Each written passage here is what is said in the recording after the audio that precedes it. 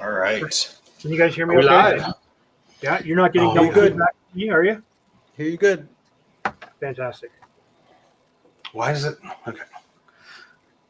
What's up, guys? I think we are live. Let's assume we're live. And welcome back to the Drinking Buddies. Today we're doing Prohibition cocktails. Vino, do you want to give us a crash course on what that is for the folks back home? I mean, basically, it's cocktails that were invented during Prohibition, and what happens with a lot of those, because booze was illegal, and a lot of the booze that was being made at the time was moonshine or bathtub. They used to call it bathtub booze. It was really bad. So that's when they started introducing things like juice and mint and stuff into cocktails to really kind of mask. Pineapple juice became a big deal to kind of mask the flavor of these spirits. So that's where we've got. I think a lot of I've read a little bit about Prohibition over the years, Prohibition cocktails specifically. And I think a lot of the cocktail makers of the time, were basically left the U.S. because they couldn't create. It was illegal. They couldn't do anything here. So a lot of these cocktails were created in France, in England, and Cuba, and places where people could go to and drink. Yeah, I mean the Savoy, like places in England especially, where a lot of great bartenders of our American bartenders went out there and made a killing. Yeah, made a killing. Now, the good thing about Prohibition, there was nothing really good about it. However, they did call it the Great Experiment. Yes. And the good thing about an experiment was, Tim, how do you get everybody that's drinking to stop drinking? Well, they tried to mandate it as law. Unfortunately, that didn't work. One of the things that managed to do was to make the associated neighboring countries into distillers and illegal importers. It was huge in Canada, right? That's where the term the real McCoy came from, because it had to do with the seals on the specific type of booze that was brought into the country. Right? So, well, I read something about the real McCoy. I don't know how much truth is to that, but apparently, so the guy on here, what's his name, Captain Bill McCoy.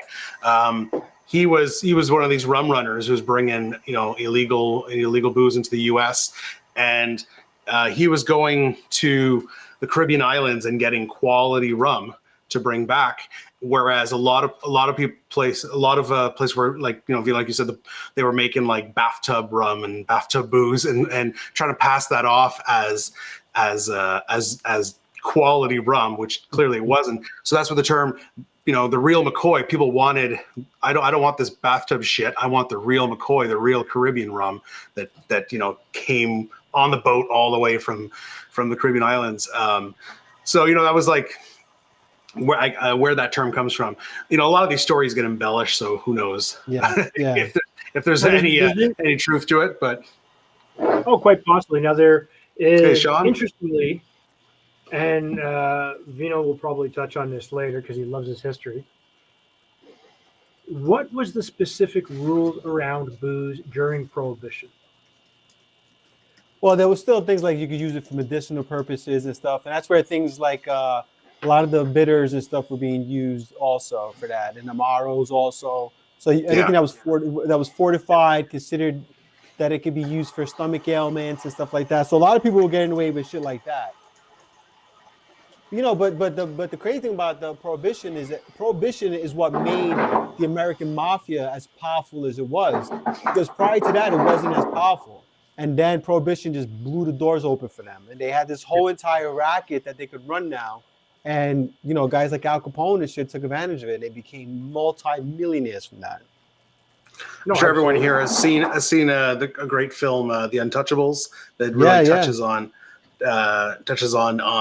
Prohibition and Al Capone and Elliot Ness, who was the I guess he was FBI agent who was tasked with kind of taking down Al Capone's.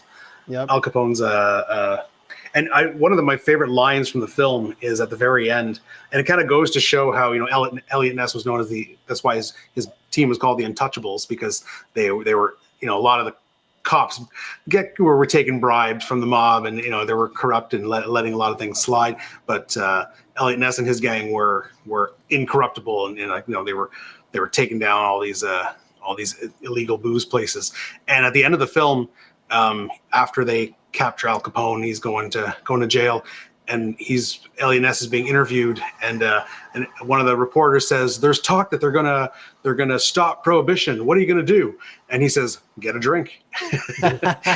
So it's interesting how he was following the law because that was his job, but it wasn't.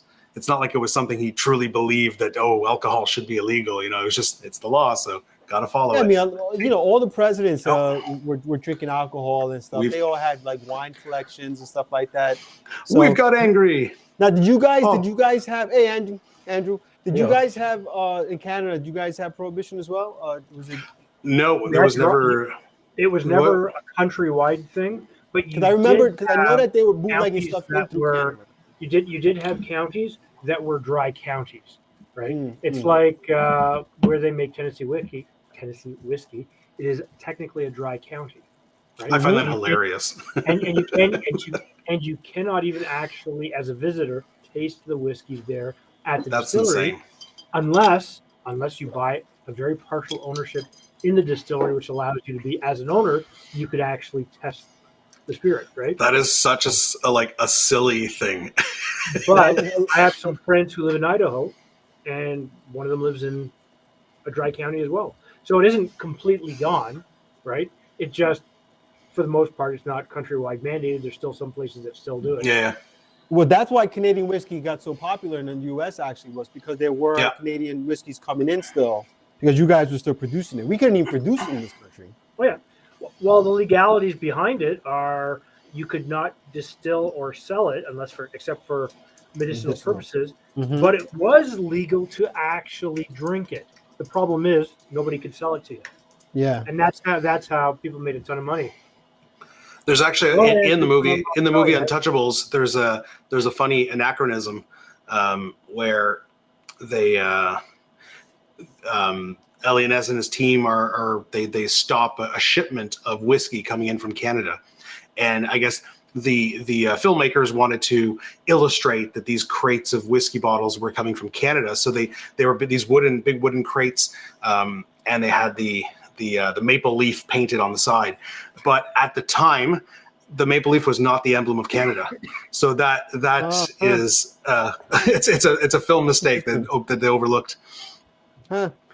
You know what's another great prohibition piece of media is Boardwalk Empire with it was an I never got into that. Oh man, it's so good. Steve Buscemi's amazing. That's in it? Steve Buscemi. Yeah. Oh man, it is incredible. I never got into that. Yeah, what's great about it though, let's welcome our guest from down under. Let's welcome our guest Andrew from down under. And I am down under. Yes. Andrew, how you doing? Andy, did you guys have? If you want to see him properly, you got to do this. Yeah. Okay, I hope you guys appreciate I'm literally suspended from my ceiling just so I look the right way up to you. The blood's going to run to my head. I'm going to lose consciousness. That's right. He's going to be making cocktails later. It's going to flow like that. Yeah, I know. Have the glass up. You always used to make fun of me for holding it in front. Yeah, holding it. So I have to hold it out here. Hey, Andrew, did you make guys the cocktails upside down? We never had prohibition, but like you're saying about dry counties, we don't have counties, but some areas had alcohol restrictions. And we certainly had very repressive licensing laws. Like for the longest time, pubs had to shut at 6 p.m. And so there was the notorious thing, like working men getting off work and just trying to jam beer down their throat. They only got 1 hour to do it. Yeah, but there was also what was called the 6 o'clock swill. It was like the five minutes leading up to 6 o'clock when it was your last chance to get a drink. Guys would just be running up and just pouring a drink down their neck and screaming to get another one, and it was weird. That still happens now at 2 a.m. They still do it now. Yeah, it's funny how where happy hour comes from, right? So the idea of happy probably hour, buy two at once so you can just smack them back. Yeah, fantastic setup. It's to convince guys to stop in at a bar on their way home from work. if you come in after work, I'll give Yeah. you 2 drinks for the price of one. Mm-hmm. But it was common at one time. People would go on their lunch and they'd go have a drink with their meal, right? And they'd go home. Before they went home, they'd go have a drink with a couple of their friends, either people from the team or work buddies, and you know what? They'd go have a drink. Then they'd go home to marital bliss, right? Well, So- this was, remember, that's where the term three martini lunch was coined from. You know, Yes. people would go out on lunch, they'd have 3 martinis, do business, whatever the case might be, and That's crazy. I can't Yeah, imagine no, it's nuts. having It's 3 nuts. martinis and then I've had 3 martinis, but it's having 3 martinis and then going back to work. I'm Yeah, going to be what- useless at work afterwards. when you work in the industry, it's not too uncommon to like be drinking and working. Like it's just kind of part of the process. Yeah. But but if you have like a regular office job, man, you have 3 martinis in the middle of the day, that's got to be something to go back to the office. Oh, my I don't know how God, you yeah. function. Yeah. I mean, I can go have one. I can go and have one. You know, I've done this many times working when I was working. Since pandemic, I'm working from home. But when I used to work in an office, you know, I'd go at lunch occasionally and I'll go out for lunch and have a drink. I can have 1 cocktail, maybe even 2, and be okay. But you pass 2, that second half of that workday is not productive. Well, it's not even that. You know, you're getting into a vehicle and you're driving somewhere. It's unsafe. So No, that's why exactly, we don't yeah. drink and drive, and why we don't do it. I would usually We've bust to learned work, since then. We've but learned still, Probably. Or at least Rob hasn't. what's that? At least you haven't learned since then. That's why you work from home now, because That's way where I work from. you can have a beer in the middle of the day. But we also have to remember. Hey, that at one literally, time- I've got the bar here, and my desk is like 10 feet that way, as it should be. So what is everybody right. drinking tonight? Put in the comments what you're drinking tonight. So, all right, Rob, he asked, do New York City bars still close for like 10 minutes at 2 a.m.? Last call? No, they close at, they do it at 4 a.m. Yeah. Correct me if they close for 15 minutes. No, that's like old traditional shit. They don't really do that anymore. Nobody does that. They used to what? Sorry, they used some to. bars, what they'll do, or they did it, most bars did it for a while. They stopped serving for like 15 minutes before actual last call, just to get people kind of in that mindset that, hey, it's time to stop drinking and stuff like that. But it's not too, New York City is still a boozy, city, boozy town, but it's much more because of the craft cocktail scene. It's just not like a get hammered type of place anymore. People come, they have a few $50 cocktails, and they're usually done after that. Like, we're good. Now, you go back to the ye old ancient days of when Vino and I were from. The last call for us, I worked in a little hick bar in a little town, and last call was 2:00. Now that time really hasn't changed in Ontario. However, last call was that moment where the 10 or 15 minutes before, you'd start getting everybody would double fist it so that they could finish their drinks while you're closing the bar down, because then you just relax, and then everybody that's working has a chance to have a drink afterwards, right? So by then the customers are all out, they've all double fisted it, had their beer, they've stumbled out their way, and picked their fights and done everything they're going to do. So what do we have? Hey, PJ's in the house. We got, of course, Iceman. Rob Velaz is having a Glen Morangi tail golf. Tim, of course, Tim, our buddy Damo's in the house. All right, we got a nice audience. We got Trish, Victor, Chronix. Do you know what you didn't do there, Rob? You didn't introduce today's episode. I did. He did.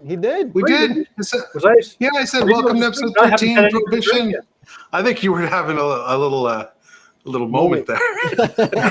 I haven't had anything to drink. I'm having a senior's moment. All right, so since you haven't had anything to drink, Dave, why don't you start off making the first Prohibition cocktail? So we are making Prohibition cocktails today. All these cocktails were created, or at least said to be created, during the 1920s, which was the Prohibition era. And these are going to probably be pretty familiar to you guys, whether or not you've had them. That I cannot Classic mojito. confirm. Yeah, So a lot of these. I mean, I found in my research, you'd find a lot of conflicting information. So, because the history of some of these are so are so divisive, and some say they, this hotel created, no, this hotel created in this year, no, it was this year. So because we do our best. It was an illegal practice, right? So unless it was invented in Europe, and then the problem with that is that the information coming across the ocean might be changed 500 times before it gets here. Well, and So, it's Dave, the good old telephone game. What drink I'm going to make? Yeah, It what actually are you should be making? Andrew, because he's our guest. However, What? he's our guest, so it should be Andrew. But I am going to make my first cocktail as soon as Rob gets it up there. All right. Now, I'm going to break down and go with. I had it in the order of Vino, me, you. So Vino, you screwed up the order. But Dave needed his drink, so there you go. He needed his drink. I don't really need my drink. However, we are starting with the last word because I like to get the last word in any argument that I have, and we're going to start that, of course. That should have been the last cocktail. Say that again. That should have been the last cocktail we made. Well, it should have been, but unfortunately, Rob is doing everything outside of order, like normal, and we're going to use green chartreuse. I'm almost completely out, but I saved some just for this video. So the cool thing about the last word, I don't know if Dave, if you want to share any history of it or not, but I have a little bit because it's my favorite category. Well, top 3 category of spirit. Yep, absolutely. This is an equal measures cocktail, and there's so many variations, including stuff like the paper airplane, the South Side. You can build anything as long as you can make the flavors go together. Yeah, and there's so many good ones that you can just absolutely work with. And the thing about the cocktail is that it disappeared for decades, and then a bartender in Seattle, I think Murray Stetson, at this place called the Zigzag Club, or Zigzag Bar, or some shit like that, he put it back on the menu, and it just took off. It became. He just passed away this year, maybe during the holidays. Maybe. There's a nice little flip there. Yeah, it was pretty good. What? You like my smile? I do. So you made me mess up there, bro. So, and of course. Oh, Sean, what did you? I missed the comment. What did you make? He said posted on IG. What was it? I'm not sure. Oh, the bounty. Yeah, actually, I saw that. Yeah, and you had some Mandalorian music. So, if you guys good. if you guys are fans of the last word, do you have a last word riff that you guys like to drink? Is there one? There's so many. I actually got a video that I did with Alchemix Bar. Do you guys have a last word riff that you absolutely love? I forget. I forget the name of mine, but it was one with mezcal, and it was really good. My favorite is the Electric Circus. Electric Circus. What's that one, Dave? What's that one? Okay, now I gotta actually look up how I wrote it out. This sounds really sad, but it's one of my favorite flavors. There's so many. You can't remember every recipe, brother. Yeah, well, 600 cocktails later, right? Exactly. Even your favorites you could forget. Oh no, you know what? It's just and my internet's gone down. Anyways, it's called an Electric Circus. It's absolutely fantastic. Interesting. I wonder what that one is. I'll look that up. Yeah, Rob, look that up. As well. Electric Circus cocktail. Yeah. The Electric I Circus. made the Division Bell. I made the that's a Division good Bell one. the other Division day. Bell's a I good think one. that's the one with mezcal that you might be thinking of, Rob. Yeah, that's really good. What's it called? Division Bell. I don't know. That name doesn't sound familiar, but there's been a few that I've seen with There's mezcal. been a few with mezcal. There's the Ultima Palabra, Yeah. which is also a mezcal. Yes. My favorite is Dave. Rob, I don't know, found- man. Have you had my favorite word? My favorite last word? I think you would love Which it one? because it's got fucking Smith and Cross. Speaking of I know, Smith and yes. Cross, it's We that gotta do time, it. boys. Let's do it. Smith and Cross. I should have had it. Become the official sponsor of Drinking Buddies, please. We're still, Send us free bottles. We'll be happy with that. We don't even need money. Just send us free bottles. Give us a tap. So an interesting one that's come up though, there is a non-alcoholic version of a last word. It's called the No Word. I saw it recently on Instagram. No Word. Really? Yeah, no I words. thought you were going to say it's a non-alcoholic version of Smith and Cross coming out. I was like, wait, what? I don't know Smith how and that would Sad. work. The Smith Cross, no, but Smith eventually, called and It's called Smith yeah, and Sad. that's right. And I made mine slightly differently because I didn't use the Chinese bitters in the Electric Circus. So mine, Rob, mine is called the Wordsmith.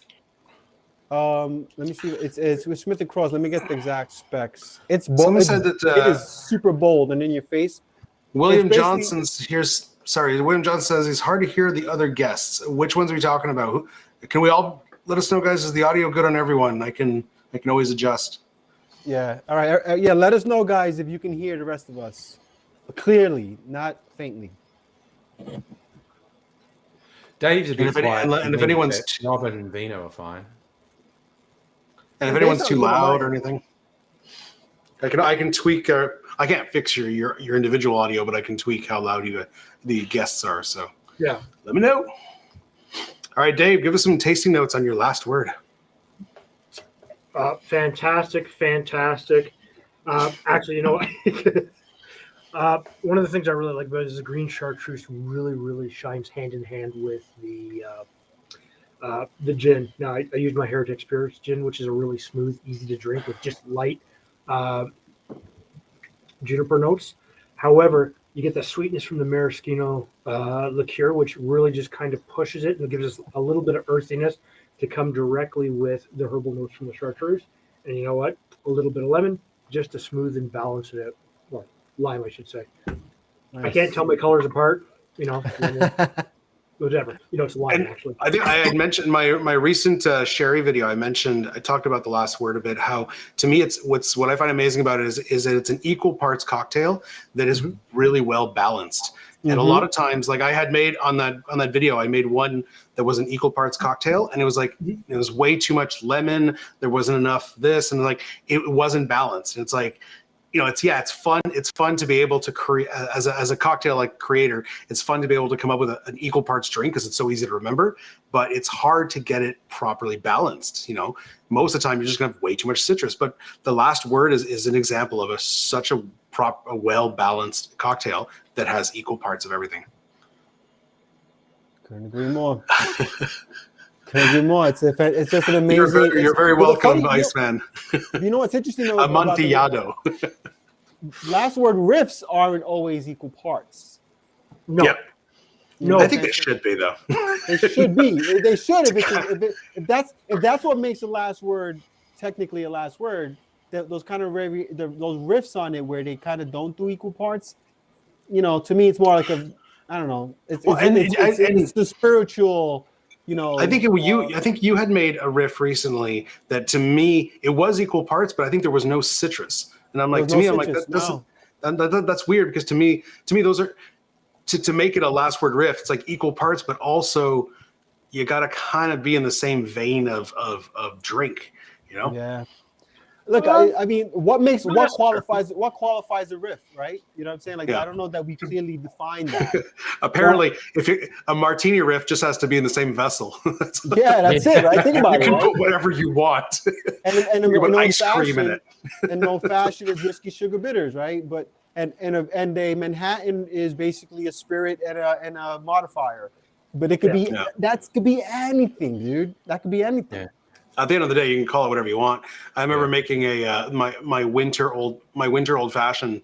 It was my first year of my channel, and the first Christmas I had made the winter old fashioned, and it wasn't my recipe. I found it online, but it had a half an ounce of port in it. And some snob comes along and goes, "That's not an old fashioned. That's a Manhattan riff." I'm like, I don't care. That's what the name is. But a good riff is just a variation using something as a base template. Yeah. And depending on who you talk to, they'll say there's 6 basic cocktails. Mhm. This is one of them. You know, they'll talk about the old fashioned, the margarita, or the daiquiri. You know, stuff like that. And That's why I like the Cocktail Codex book. That's why it's a really nice book because it shows those base drinks and then all the branches. It's really cool. Yeah. Oh, no, But even absolutely. that, I mean, if you really look at that, like it's a bit of a stretch sometimes, though, in terms of how they try to fit something into this like neat little box. Like it's like cooking, right? Like you can't, you can't put it in a box. Like food, it varies from culture to culture, within the culture.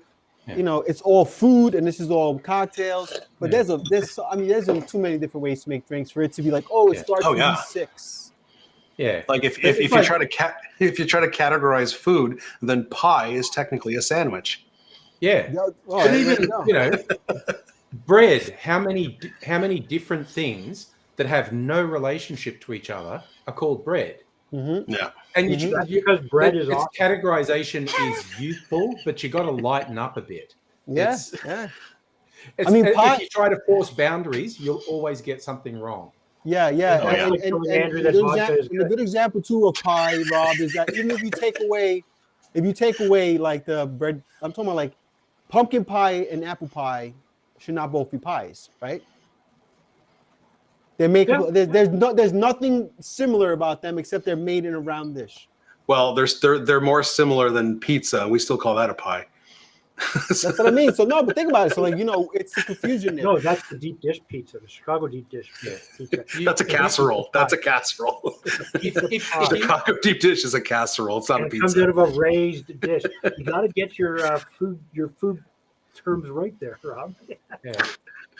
But if you ask for a pie in Australia, you're going to get a pastry that's full of minced beef and gravy. That's a pie. That's fantastic. If you went somewhere and said with no qualifier, do you serve pies? And they said yes. What they're going to bring you is a pastry with meat in it. I think we got. And Tim asked the most important question here: is a hot dog a sandwich? That's the big one. No, okay, a hot dog's a taco because the container's going around it and the filling's there. So that means the Germans invented tacos. Yeah. Holy shit! Wait till the Mexicans find out. Wait till the Mexicans find that out.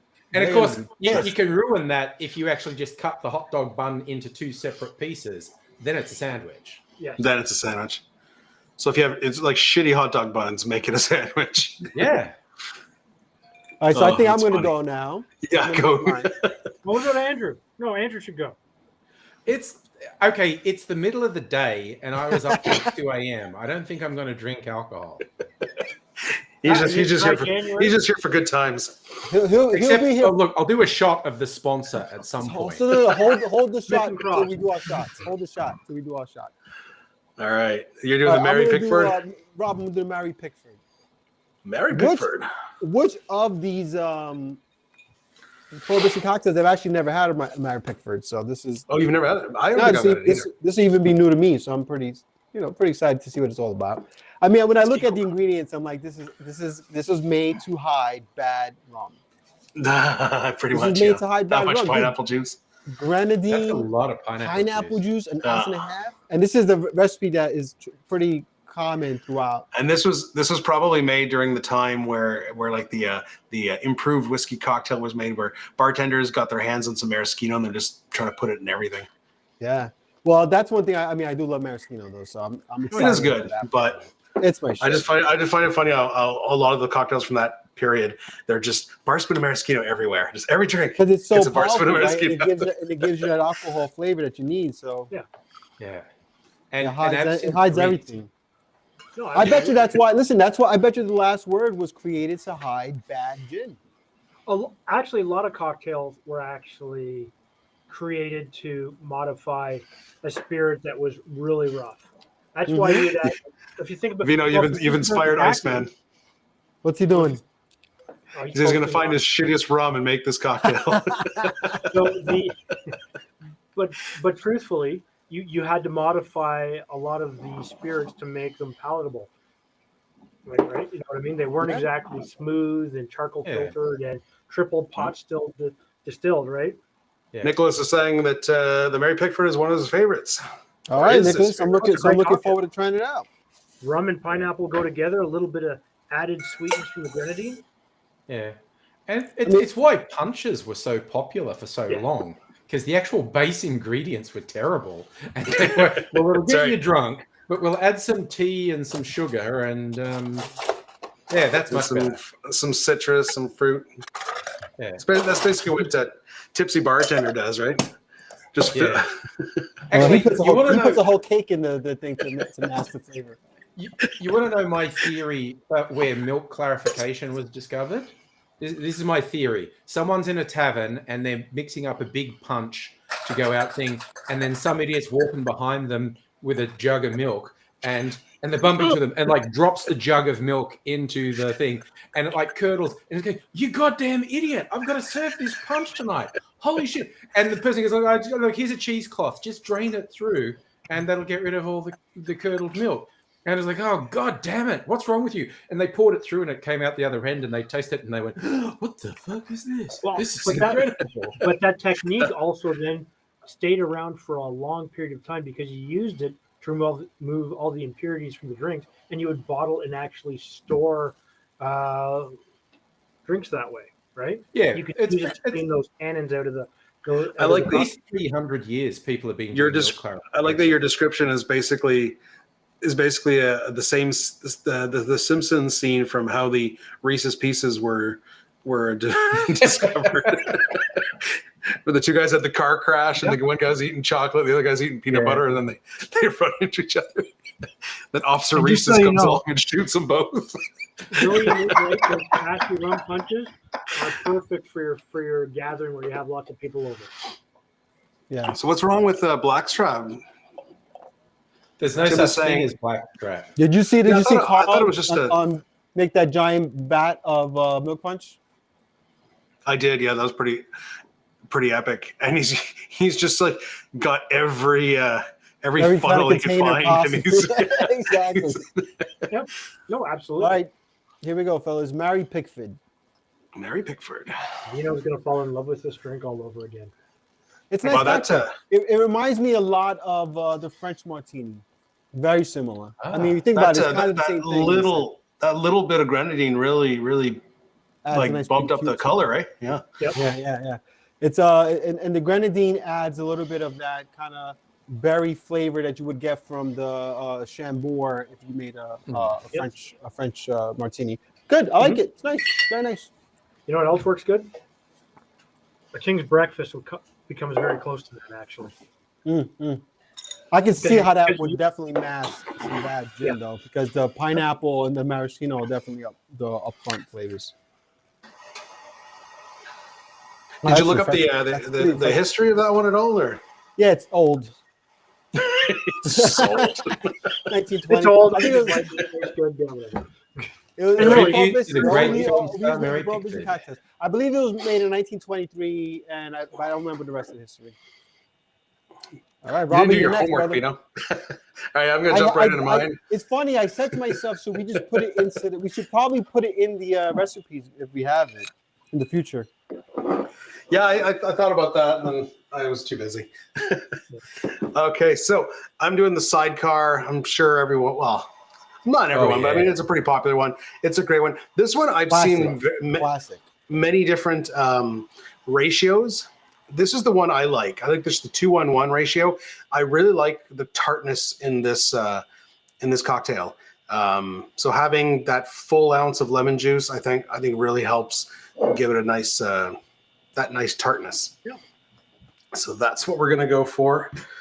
So we'll start with 2 ounces of cognac. Of course, we're using, what's that called, Vino? Corvasia. Courvoisier. I'd rather hear Andrew say it wrong than you say it right. Courvoisier. I gotta do it. Crocodile Hunter style, like Corvasia. Yeah, Rob, just do it. You know you want to. Just do it. I said it, Courvoisier. Oh, I didn't hear you. Courvoisier. The other thing about this one is what orange liqueur do you guys use? I use Cointreau. It's my favorite. It's not my favorite orange liqueur, but for this, I use it 99% of the time. For this drink, I think it's the best because if you use a dry curacao, that's like part brandy, or part cognac. Actually, you're using cognac in this recipe. I don't think it's necessary to add like more cognac to it. No, I also like the brightness, the kind of little bit of tartness that Cointreau brings. You get a bit more sweetness too, rather than using the dry curacao. Mm-hmm. And a good sweetness though, not like a cheap triple sec sweetness. Like cheap triple secs, like No, I wouldn't use a low ABV triple sec like those are terrible. It's gonna be overly sweet. I always have those on hand for cocktails. So when my wife and her sisters want margaritas, I'm not using my Cointreau. Yeah, I know. Those are the cheap triple sec is good for friends and family that don't know cocktails. Always have it on hand. Or when I'm experimenting with a cocktail, sometimes I'll use triple sec just for that promote. What do you got there,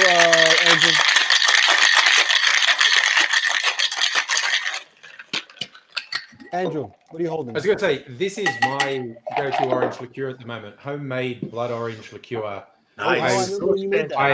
I made an oleo saccharum with blood orange peel. And then the peel, after I drained all the syrup off, I soaked that in like 95% alcohol for a couple of days and used that as the base.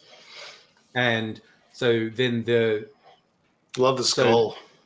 The 95% alcohol, the sugar, then some blood orange juice and some vodka to kind of top it off. So this is actually probably pretty high proof. I'm not exactly sure what the proof on this would be, but it's weirdly, it's got a little cognac flavor in it. Does it have the bitter? Does it have those bitter notes from the blood orange that you use? Just a little bit. It's got a little bit of the tartness so you can tell it's not like Valencia oranges. Okay. When I made my my curacao, my green curacao, but I steeped oranges in a mix of vodka and gin for about 2 weeks, and then to give that orange flavor, obviously. And then I actually added about like a half an ounce of orange bitters to it, and that added a really nice zesty bitterness. And I'm gonna serve it in a coupe, or kind of a fancy coupe here. I'm also gonna give it a sugar rim. A lot of because there's no sugar added to it. It's fairly dry. A sugar rim on a sidecar is a nice. That's pretty traditional. I'm kind of happy. Absolutely. I'm not one for rimming my drinks too much, but that's.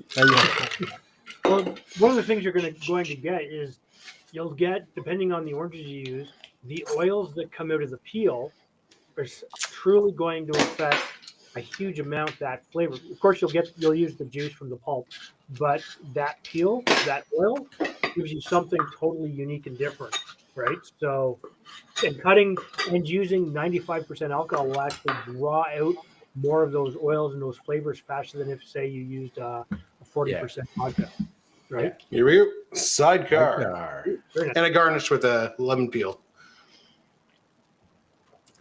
Oh, this is one of my favorite drinks. I love this drink. It's such a great cocktail. But those ratios, it's tart. It's that nice sugar rim it adds a little needed sweetness, but the drink itself is very fresh, very tart, very bright. That's another one that's really nice. Really good to riff on. Really, really good to riff on. Yeah. Tim said the cable car. What's that? That's one? a good one. I don't think I've tried that. I think I've heard of it. I've never tried it. San Francisco invention. Yeah. You see them going up the side. Does anyone know the specs for that one? I'm curious. I've had it before, but I forget. I'm gonna look it up. Cable car. So I think I had my first sidecar like about 8 years ago. I used to basically not drink alcohol, and then all of a sudden, were you a teetotaler? Yeah. I started getting into cocktails, but it was pretty, limited, like gin and whiskey. And I don't know if someone recommended, but I ended up out one time and had a sidecar, and it was just like, God damn, this is fantastic. I didn't know. The sidecar is actually the cocktail that got Anders into cocktails. When I interviewed him on the pub crawl, he told me that it was the sidecar that got him into it. I remember the cocktail that gave me that same reaction. They're like, "Holy crap, that's good!" Is the Mai Tai. Was it the Mai Tai? First, I made it. It wasn't at a pub or anything. I made it myself. But at the time, like the only cocktails I had made for myself was martini, Manhattan, and like highballs.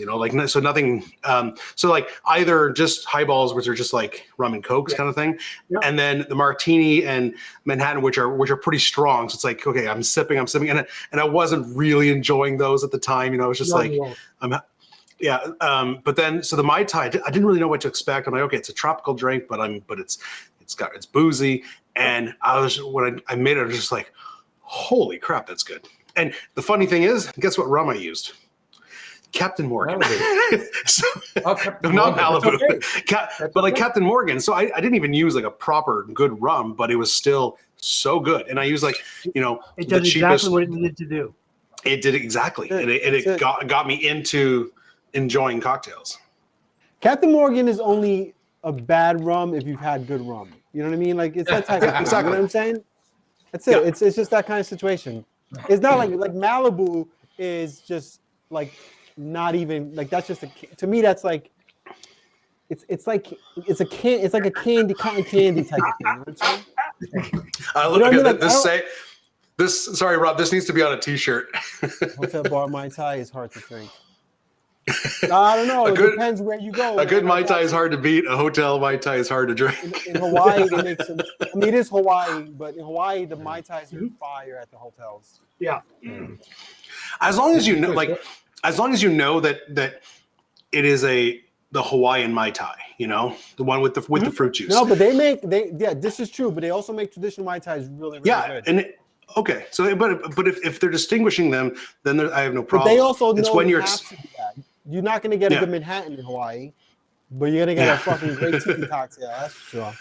But that's it. Like I hate when you're expecting like a good Trader Vic's style OG Mai Tai, and it comes in with like orange juice and pineapple juice and stuff, and spiced rum, and it's just like, what is this? What did you do?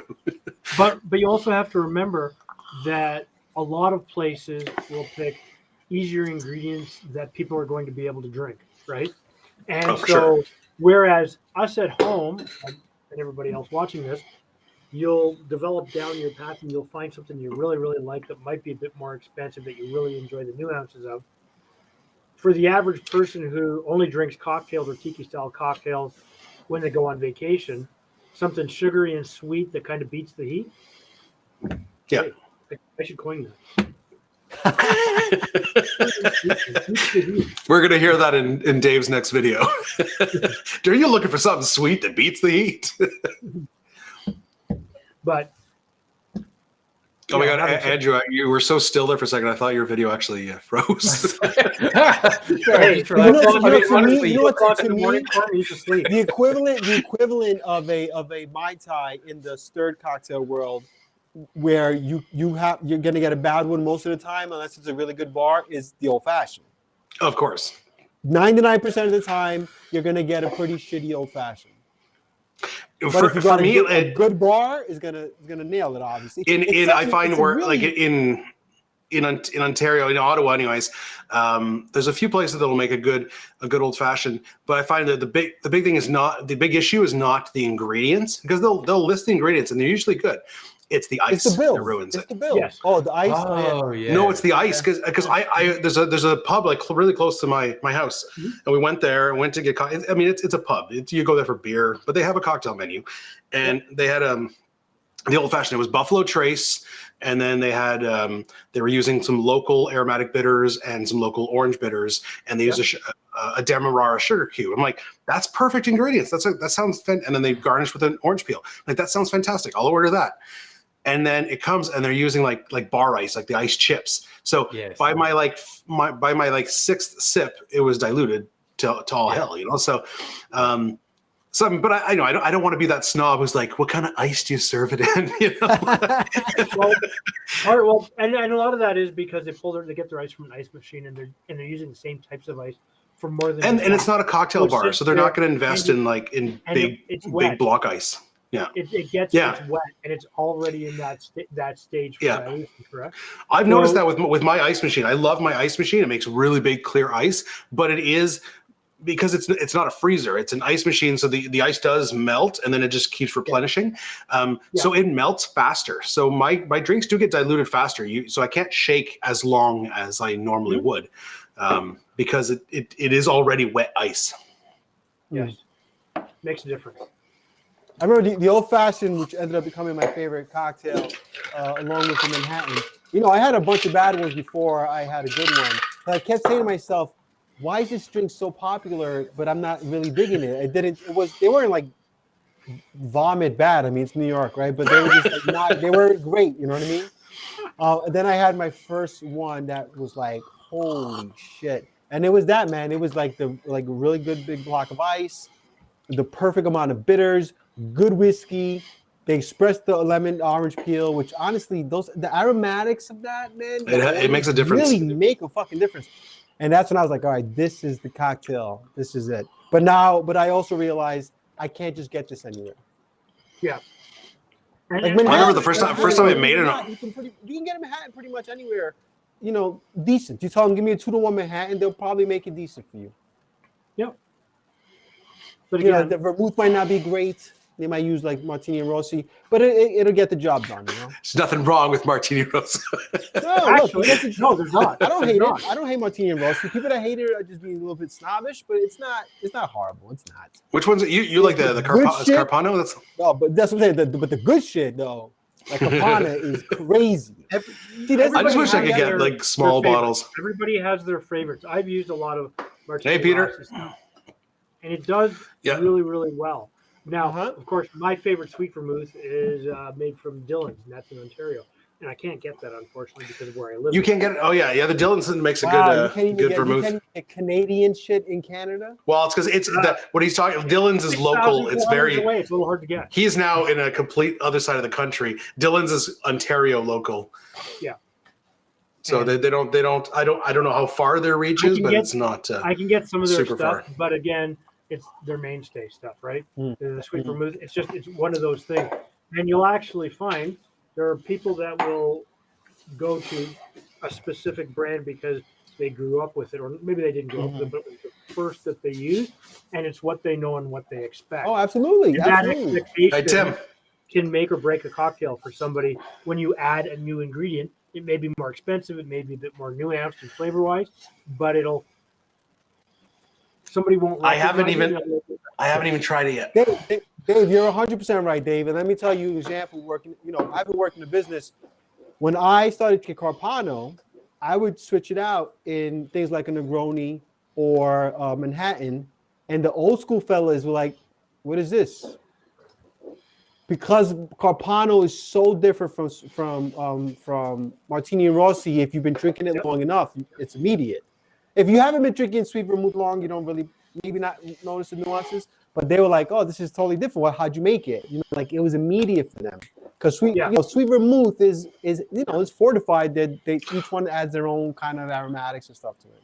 Yep. What's the bourbon? I know the Vieux Carré, but the bourbon renewal. Does anyone know the specs on that one?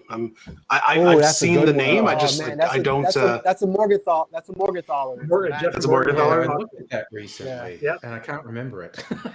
I made it like my first year on YouTube, man. I cannot remember, but I remember it being really, really good. Okay, we have to do it. I'll do it properly since I'm the only Frenchie here. I'll pronounce No, Rob, before you do it, let the rest of us do it. Okay. So yeah, everyone else do it. Dave, how do you pronounce it, Dave? Vieux Carré. That's pretty nice. That's not bad. That's not bad. I would just say Vieux Carré. That's wrong. Yeah. You gotta say I'm gonna my Bronx ass is gonna say it all fucked up. I just say Vieux Carré. I don't see. It's the Vu. I remember the first time I heard that. Baby, we're in America. The first time I heard that was Leandro on Educated Barfly, and I was like, why does he keep saying Vu? It's not Vu. So it's Vieux Carré, and you can even roll the R's. Vieux Carré. So you guys get the Carré. That's fine. You say Carré, but it's I don't know where you get the Vu. If you say Vieux. Then you got it. Why do Canadians? Why do Canadians? No R. Put a U in I their just color. believe your pronunciation. What's that? That's why I just believe your pronunciation because there's no Vieux Carré. No. I'll argue it's Vieux Carré. So I need another French person here. I need truffles. Where's truffles? Listen, so this guy Woodburn is talking about. You should check out some of our Manx rum, gins, and vodkas. What is that? Some Canadian shit? Where are you from, Woodburn? Wood butt? Wood Butt One. You should check out some of our Manx rums, gins, and vodkas. Wood Butt. Let's What look country that are up. you from? Absolutely. I'm always willing to try something new. If you can Yep. ship it to me, I'll try them all out. Absolutely. Even better. I had someone reach out to me and be like, "Hey, I want to send you some bottles and try out our products." And I was like, "Great, can you send to Canada?" And he's like, "Oh, sorry." Sorry, I forgot. It's like, damn it. That's all I want out of life. People to send me food. Okay, am I at the right website? There's a big like fawn or satyr on your on your website. I don't know if he. Like, welcome to Narnia. You think? Do you Welcome to think he owns- Narnia. I don't know. It says it's Manx sounds like some sort of like Glashin. male version of Spanx. No, Andrew, am I wrong? Right? Nice. It sounds like that's got to be some male version of Spanx. There we go. Right. I got another Frenchie vouching for me with the pronunciation here. I will vouch for you, Peter Boomer. We'll vouch for you. However, Google disagrees a bit. What does Google say? Is vieux carré. Well, vieux. That's it. Just has a weird vieux carré. see, I'm sorry, I was deliberately doing like Inspector Clouseau. Vieux carré. Hamburger. Special delivery. Hamburger. Then. You just got to do the French laugh. Oh.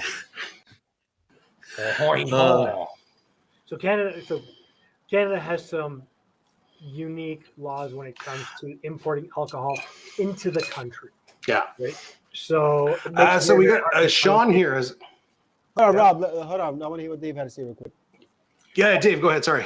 Okay, so it makes it very, very hard to actually import things into the country. So, for example, Mr. Black or Steve's Threefold Distilling Gin is things that you can specifically easily point to because they have to come Mr. from another Black. country, and they're both from Australia, actually, of all places. But importing alcohol into Canada is a huge jump, and then not only do you have to get the okay to import into the country, you then have to get the okay to import into the individual provinces as well. Yeah. Because each space is broken down. Some are provincially or state controlled, depending on where you live. That's the problem. Some are an open setup where you can buy whatever. However, getting things into the countries is that problem. So there's 2 points.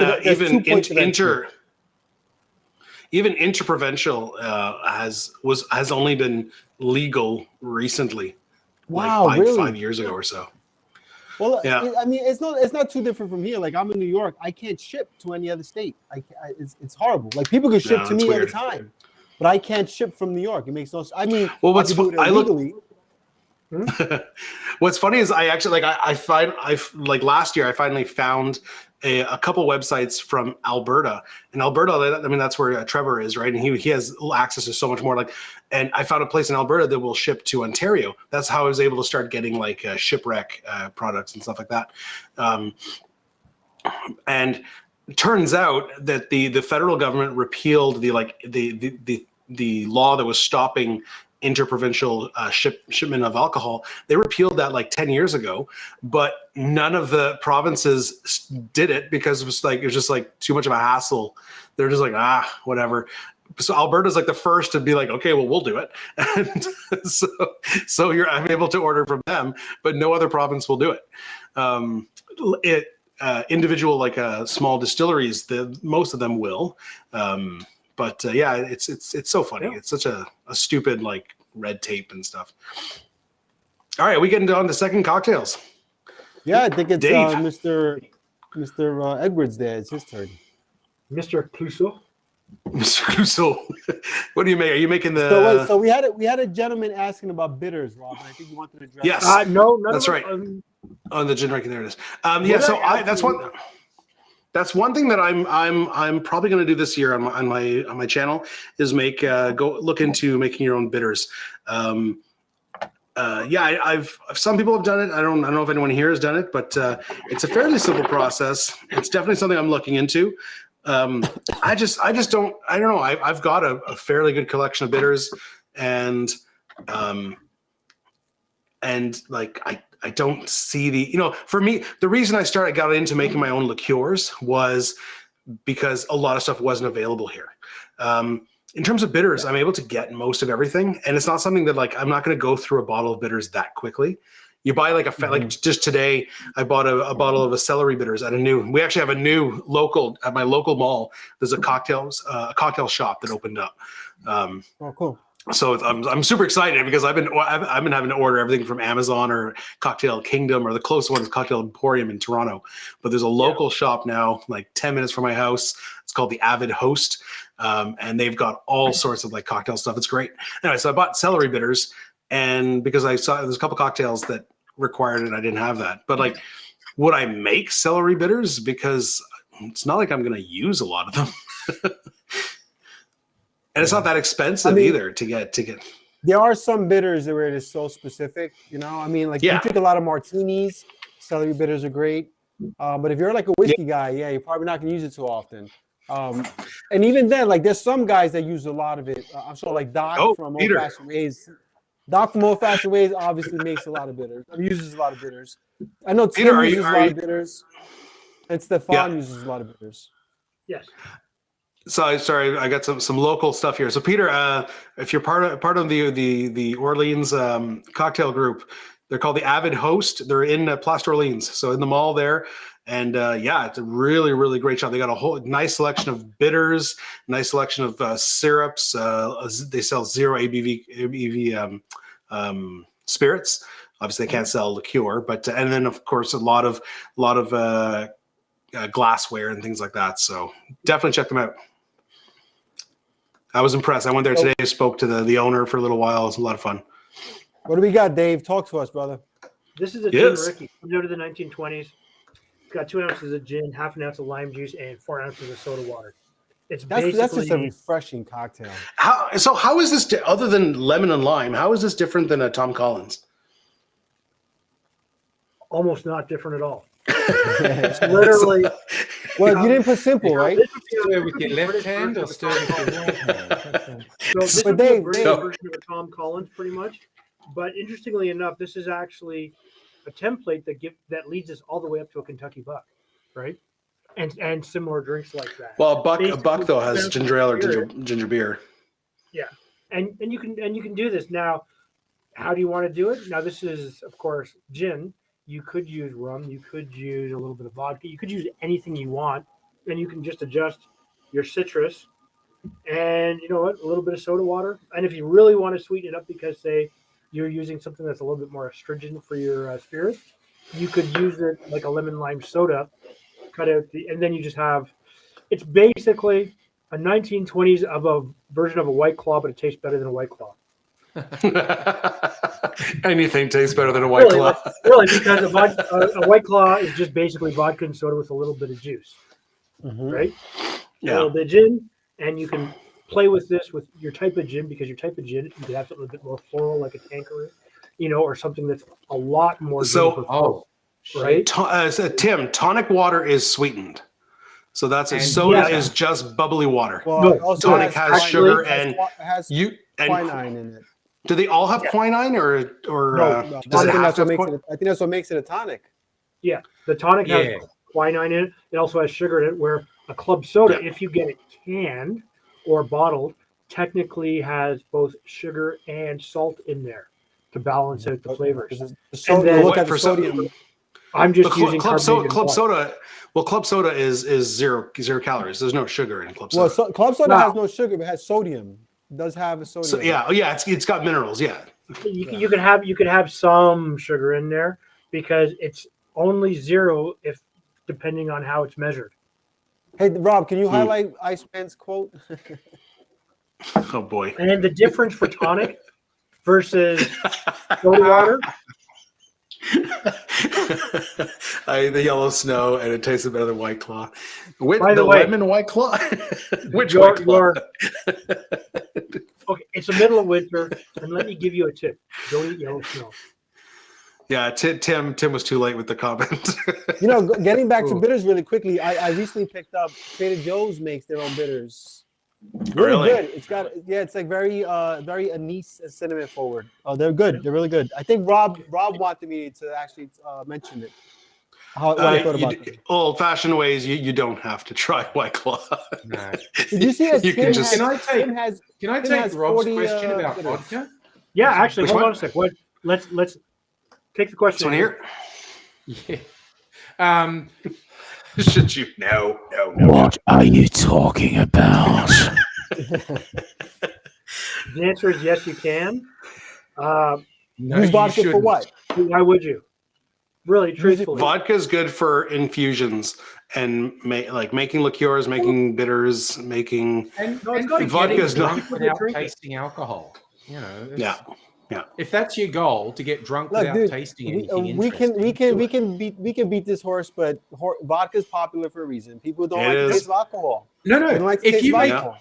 if everything else in the drink is good flavors and really Yeah. interesting, Mhm. and you just want to up the alcohol content, throw some vodka in there. Absolutely. Yeah. Oh yeah, that's Absolutely.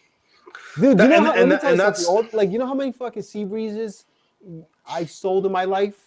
Because it's delicious. They're fucking great. It's fruit punch, basically with Yeah. vodka, with alcohol. But you It's have amazing. to also be careful because you can add too much vodka. I'm sure that people will hate me for saying that. You can add too much vodka because vodka does have a taste, no matter what anybody says, and it will overpower a drink if you get stupid with it, like when we were all 19 or 21 in the States, right? Yeah, Oh, I mean, yeah. of course. Yeah, of course. I mean, but you can make too much rum or whiskey, anything like that. You know what I mean? I'm not saying I drank too much of it when I was younger than 19. Uh-oh. But- We got some Having said foreshadowing that- from Tim here. Oh, Tim, how could Yeah. you? Throwing a bit of shade. Oh, but that's a thing already. The vodka. What's the vodka Campari? The vodka Negroni called? The vodka. But how is that? That's just like a higher No, but there's a ABV name for it. Campari. I'm pretty sure Tim has drank it a million times. There's a name for the vodka Negroni. Yeah. Vodka, Vodgroni. but Vodgroni. but if it's literally just vodka and Campari, isn't that just a higher ABV Campari? Yeah, Yeah, basically. yes. Which for some people might not be a bad thing if you like Campari.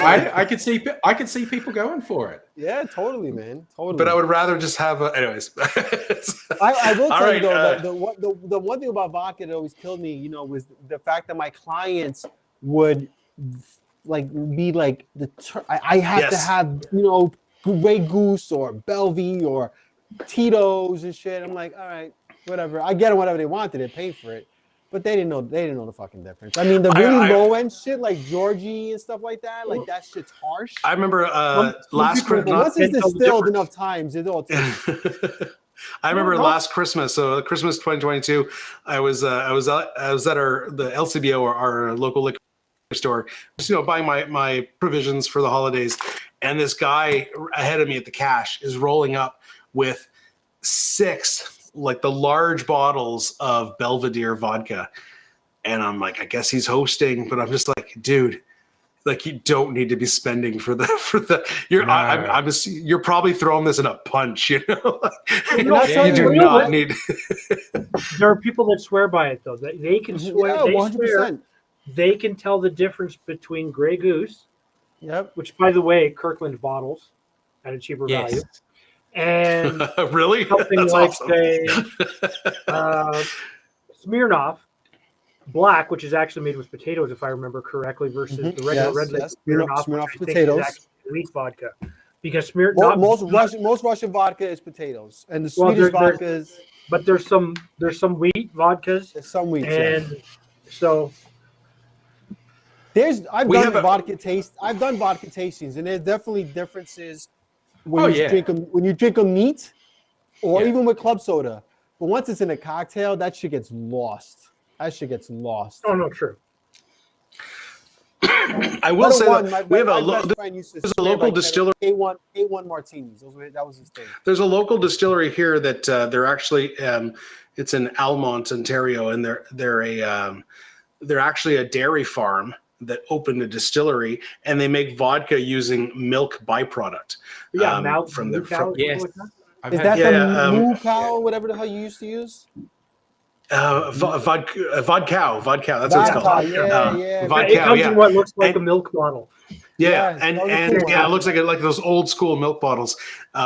but I've tasted theirs neat, and you can on the back end get like a creaminess. It's still vodka. Neat. It's very neat. Yeah, neat. In a cocktail, you'll never tell. All right, so everybody in the comment section, what is the vodka that you own right now? What vodka do you have in your bar right now? I'm sure most of you have vodka at home. And don't be afraid to say it's like, Georgie or some shit like that. If it is, it is. Heritage Spirits, Collingwood, Ontario. What do you have? I've got if I want to plug another local brand, Heritage I got Spirit? BD's Potato Vodka. There's a good from Alliston, Ontario. Oh yeah. And I like these guys because every time I post stuff on Instagram using their vodka, they repost it. So yeah. See, another like good one is brands like Kettle this One's are great good because they are smooth. They're incredibly smooth. Yeah. So what do we got? Fine. I used to watch Dragon's Den, and so at least 3 different occasions on Dragon's Den, there'd be a distillery that Dragon's Den is kind of like Shark Tank. It's the Canadian version of Shark Tank, and there'd be like a local distillery that'd come on and showcase their premium vodka, and they'd serve it to the dragons, and each of them would be like, oh, like what the hell is this? And it was so funny to watch because like they're there like, yeah, it's totally smooth, and then they're there like throwing it up. Yeah, see the flavor. Listen, and it's good too. Like these guys, some of these guys make doing flavored vodka and soda. Ace, that shit is fucking ace. If you just want to have like an easy drink, like you're at a club or some shit like that, vodka. I mean, a soda with like a blueberry vodka, some shit. Mm-hmm. Oh yeah.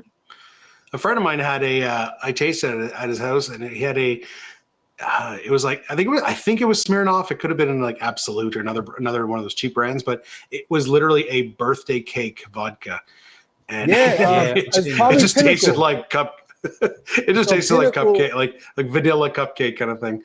Yeah, so it's pretty crazy. Vodka makes like whipped cream, birthday cake. It might have been Pinnacle. They do some off the wall. It could have been. I think that's what Iceman has a bunch of Pinnacle. All right, my turn. All right, Vino, you going for the second? Yeah, go for the second one. Yeah, I'm going to do the Skoloff. The Scofflaw? Scofflaw. What did I say? Skoloff? Skoloff. Okay, so I got Vino's already on his way to crashing. So interestingly enough, flavored vodkas, flavored gins have really taken off. So if you're somebody that big time, that likes to try, say, a highball, or to try a highball, so a little bit of your flavored vodka with your soda of some type, or every time you get one of those different flavors, you can. What is your problem?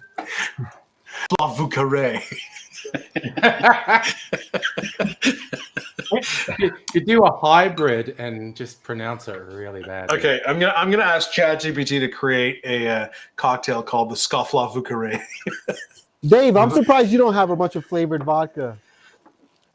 Now, you know what? I don't. Because you make so many, kind of colorful cocktails.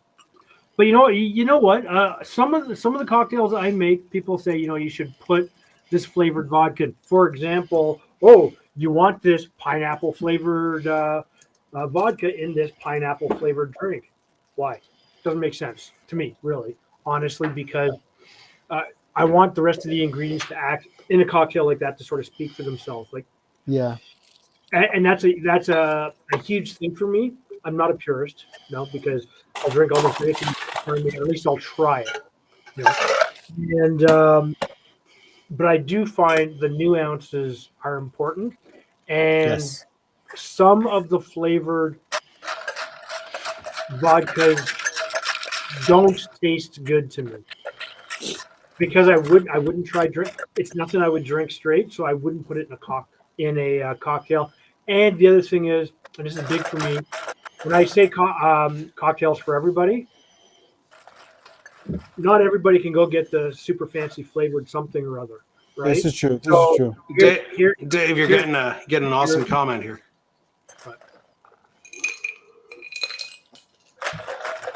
Oh, fantastic! Thank you very much. It's great to have you here. David, I agree with you on the flavors. I have a Sometimes the vodka. flavors taste so artificial. It's like it tastes like shit. Yeah.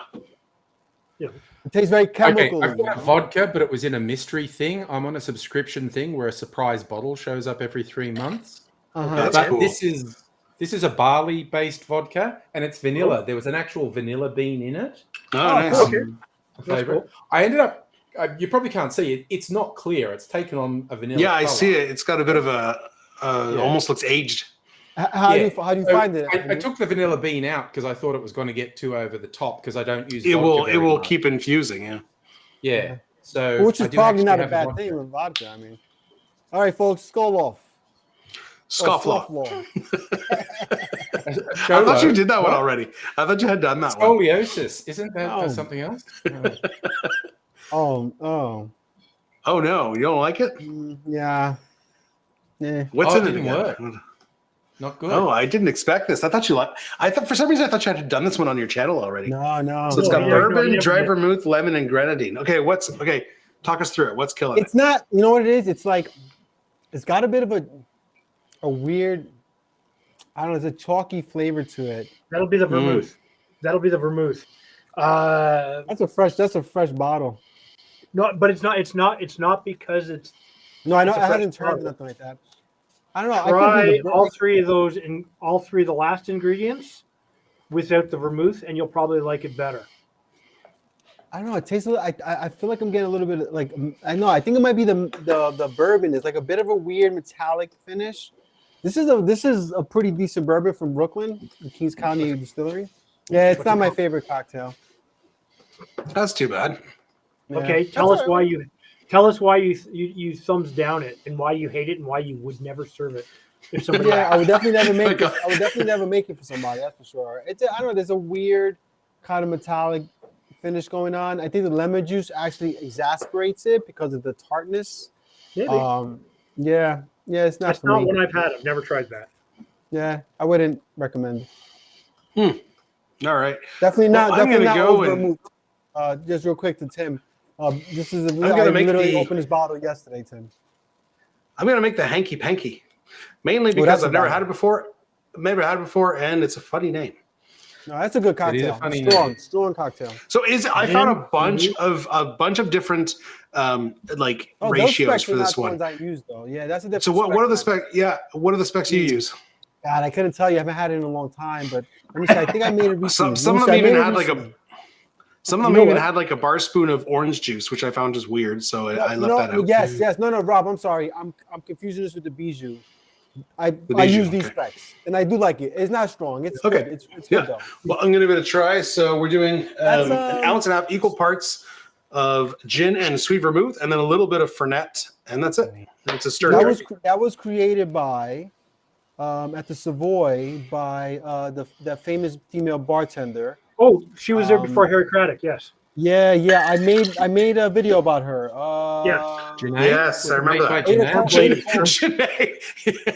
Ada Coleman. No, Ada Coleman. Andrew, yes. if it was Janae, I'd be pouring this whole bottle in there. No, not Janae. No. No, I think Ada This is actually a Coleman was- local, She was another very, local Ontario very- gin, and one of my favorites. This is Juniper's Wit from Perth, Ontario. And I'm going to use for my vermouth. I'm going to open this Koki which I've never had. I think that's Tim's shit right there, right? I think Tim likes that one. Yeah. Tim went crazy when I showed the bottle. I just saw this at it's never been available, so I jumped on it.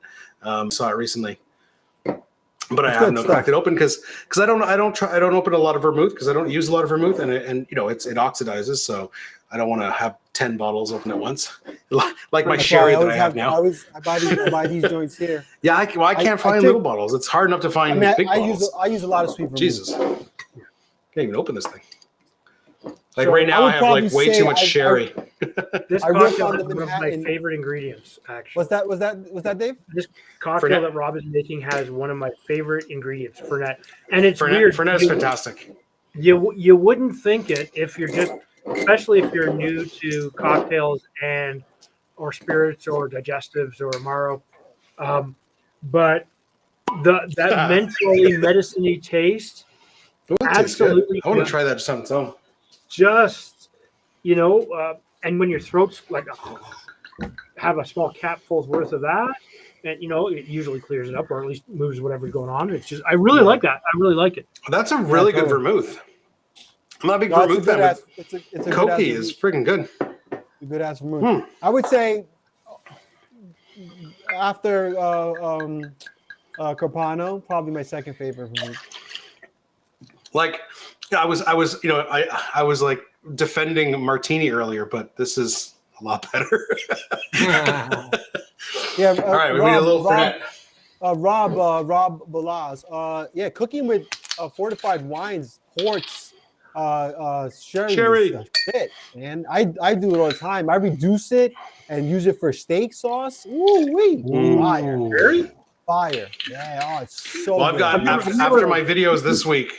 I've got like 8 bottles of sherry open. Yeah, Rob, so. I'm telling you, man. You eat a lot of steak, Rob. I'm telling you, I do. Make a reduction sauce. It's incredible. Man. Oh, that sounds incredible. It does sound really good. Well, you could make a coq au vin, and that would be That's another banger too. Yeah. Yeah. Cool. And what is the other one that Julia Charles is really famous for? Bœuf bourguignon. Wait, that's right. Bœuf bourguignon. Or as the Americans say, beef burgundy. Oh yeah, beef burgundy. You're a Canadian. Don't make us start talking shit. I'm sorry, I ate my beef medium rare. Little bit of salt. Everybody in my- everybody in the chat. How do you take your steaks?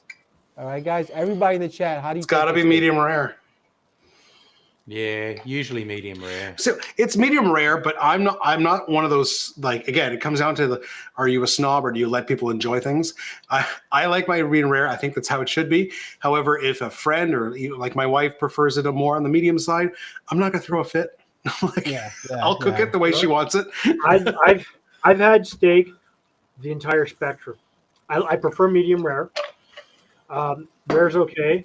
Blue, I'm not really a huge fan of because I don't need it to be moving at me while I'm carving it off this cow. I've had it blue. I don't want to. It's just too much chew. Bod cow and a real cow. The thing about blue, if it's like filet mignon, if it's the tenderest cut, it's not that bad. But if it's a tougher cut, like you're chewing, it ends up. The whole point of having it rare is like. If it's so raw that it's still blubbery, like it's still chewy and like that's disgusting. It's not enjoyable. And so all right, so Rob, that's actually a good point. Thank you for that. What is your favorite cut? What is your favorite cut? I'm a filet mignon guy. I'm not gonna lie. I'm overrated. Filet and overrated. Ribeye. Ribeye is filet mignon is fantastic, Dave. If we have any Brazilians in the chat here, picanha is amazing. Picanha is it's just incredible. What is it? Go for burger. Burger. Well, actually, I hate having to chew up steak. I'll go burger. Oh, I love. Actually, interestingly enough, you can do flank steaks. Fantastic. You just don't overcook it, right? All right, here we go. Here's the hanky panky. I've never had this one actually. It's good. I like it. Yeah, I mean it's like a Manhattan because you got the it's a Manhattan. Gin, not rye, but gin and vermouth. But then again, that Fernet, it has that little mint. I love this. This is why it's my favorite Amaro because I just love that little mint quality it has at the end. Well, it's not sweet. It's not like a crème de menthe. The Fernet actually boosts up the gin with it because the gin kind of gets lost without the Fernet. That's true. Very nice. Interesting, Rob. Why do after that having a drink do I think you're going to be going up to visit your wife? What? Hanky panky. Hanky panky.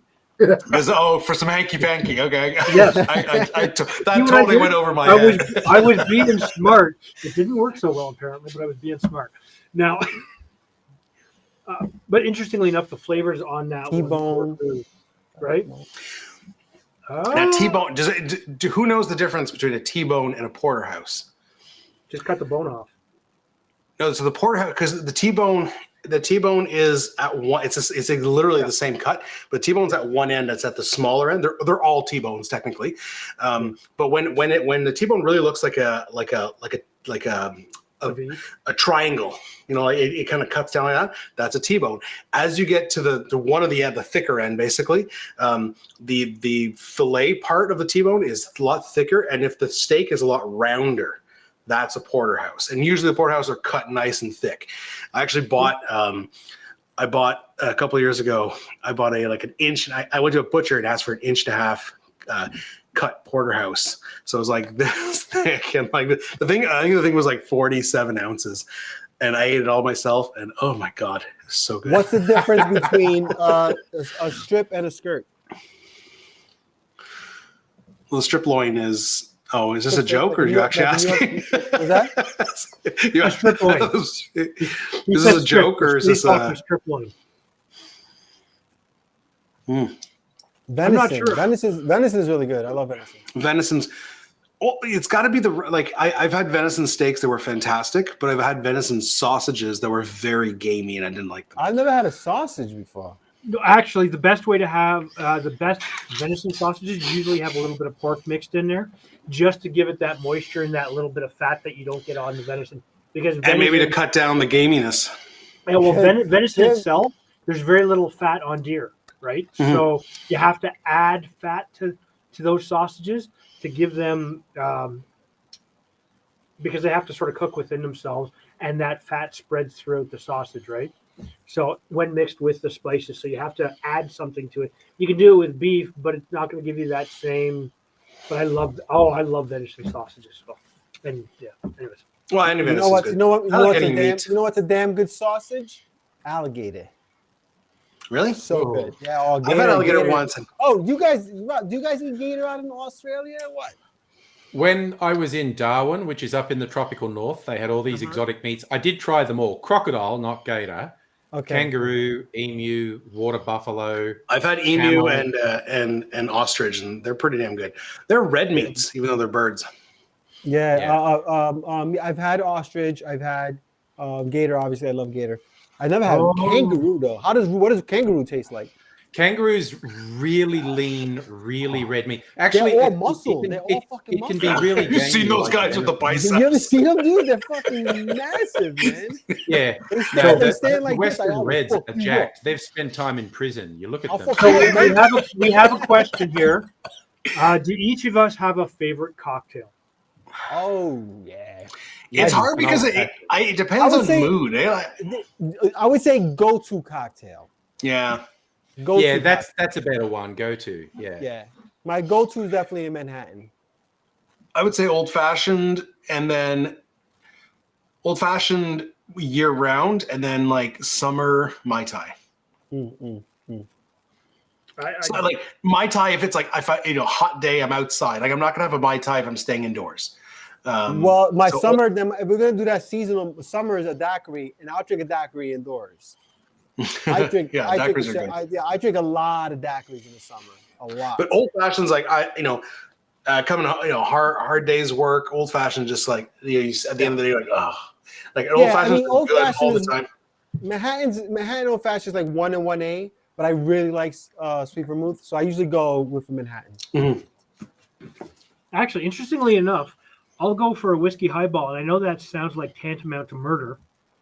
That's there's nothing wrong with that, man. There's nothing wrong with it. I'm a huge fan of a whiskey highball, and it's weird. And this is a weird way to drink a whiskey highball, just so everybody looks at me funny, because you are going to look at me funny. I'll drink it with warm water. Okay, weird. I'm going to look at you funny. Yeah, that is weird. Now, part of that is because it's minus 36 where I live right now, Celsius. Yeah. Having said that, I like it like just because what I'm looking for is I'm just looking for the flavors versus that condensed, and I go for the longer. The warmer is just it just works on my throat really well, and I know, like I said, everybody's gonna look at me like I'm a madman. Dave, you see the highlight, Dave? I have no. And by the way, yes, I'm weird, but part of the problem If you is watch Dave long enough, he'll confirm it himself. I'm also the same guy that will have an egg yolk and shoot 151 right afterwards, but I don't have any 151. Oh, you need to get some 151, Dave. Yeah, but the I just bought a bottle too. Which one? Lemon Heart? Don Cool. Okay, but Okay. having said that, that's sort of my go-to. I just kind of like, I don't know what it is. It's just I like it, and I know that's one of those questions. But you know, if I was going to sit down at a bar and Nice. I could get any cocktail, it would be an Electric Circus. The way I made it on my channel, because I didn't use Genepi and I didn't use You Chinese. Davey, this is like this Electric Circus is the biggest cocktails in the history of this show. What is in this thing? Does it have Midori? I looked one up and it had Midori. Does it have Midori in it? There's no way, dude. There's no way that's his go-to fucking cocktail. I can't imagine this is go-to. Oh, But I looked Electric Really? Circus cocktail and it said Midori. So Yes. oh god, no, What? please. And you know what? This is the same guy that drinks whiskey with warm. Okay, speaking of Midori, Midori is one bottle that I hunted down because it's not available in Ontario. I hunted down for over 2 years, and when I finally got it, it tasted identical to the cheap melon liqueur that I can get here, that's interesting. and it is the most disappointing bottle I've ever bought. And so I'd like to know, what are your most disappointing bottles? The bottle that you hunted down and then you got it finally, and you're like, Oh, yeah, okay. it's not great. So you mean one that I was hyped for, not just in general. You were hyped for, and then it just did not meet the hype. Oh, that's a good one. In the comments, comment. Let us know, you guys, a bottle that you were hyped for and did not meet the hype. Okay, Midori for me. So Iceman did put in my specs, but the way I make my Electric Circus is an ounce of dry gin, an ounce of yellow chartreuse, which is actually a substitute for the Genepi because I can't get it. 1 ounce of Midori. I know it sounds strange. An ounce of lemon juice, and a dash of Peychaud's bitters instead of the Chinese bitters. Shake it, fine strain it. It comes out this fantastic yellow color, and it is really good. I'll tell you what mine Have is. you made a video of that one? I want to preface it by saying No, we'll have to check out the video. I enjoy the spirit, but I thought it'd be better than it is, and that's Suze. Suze. I love Suze. I like gentian. And I like it a lot. Yeah. For some reason, I expected something completely different. Yeah, it's if you want the movie that had the same feeling for me because it got overhyped was Inception.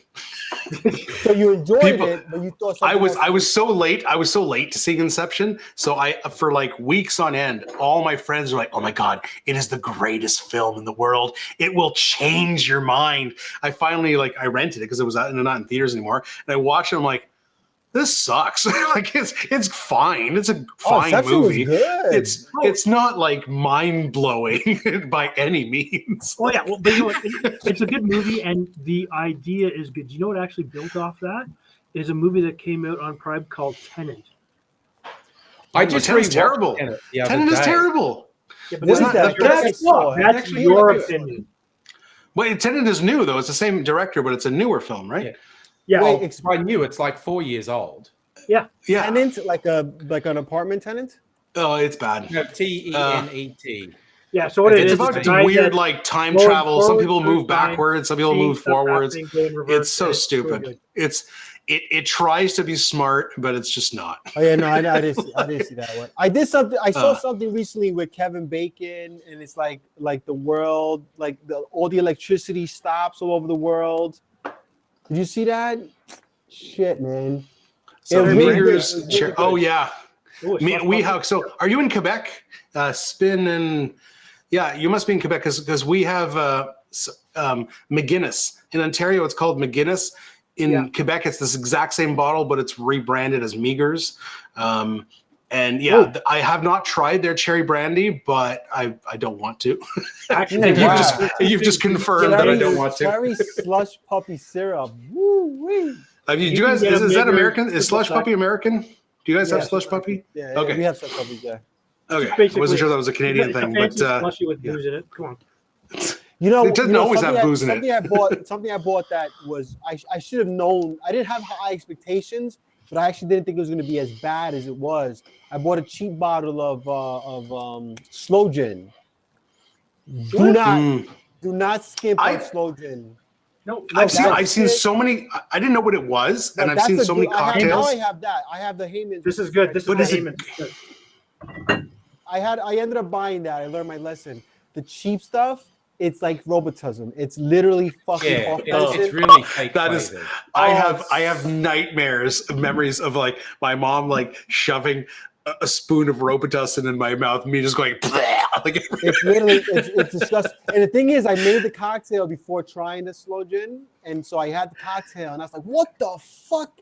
And I'm looking at the recipe. Was like, I remember the taste. Like I still remember the taste of Robitussin, and I'm like, it should be illegal for them to call this cherry flavored. This is not cherry flavored. This is garbage vomit flavor. Like, but yeah. So I've for years I've yet to actually try slow gin. I've seen so many cocktails use slow gin, and I'm tempted to buy a bottle. It's a pretty old school.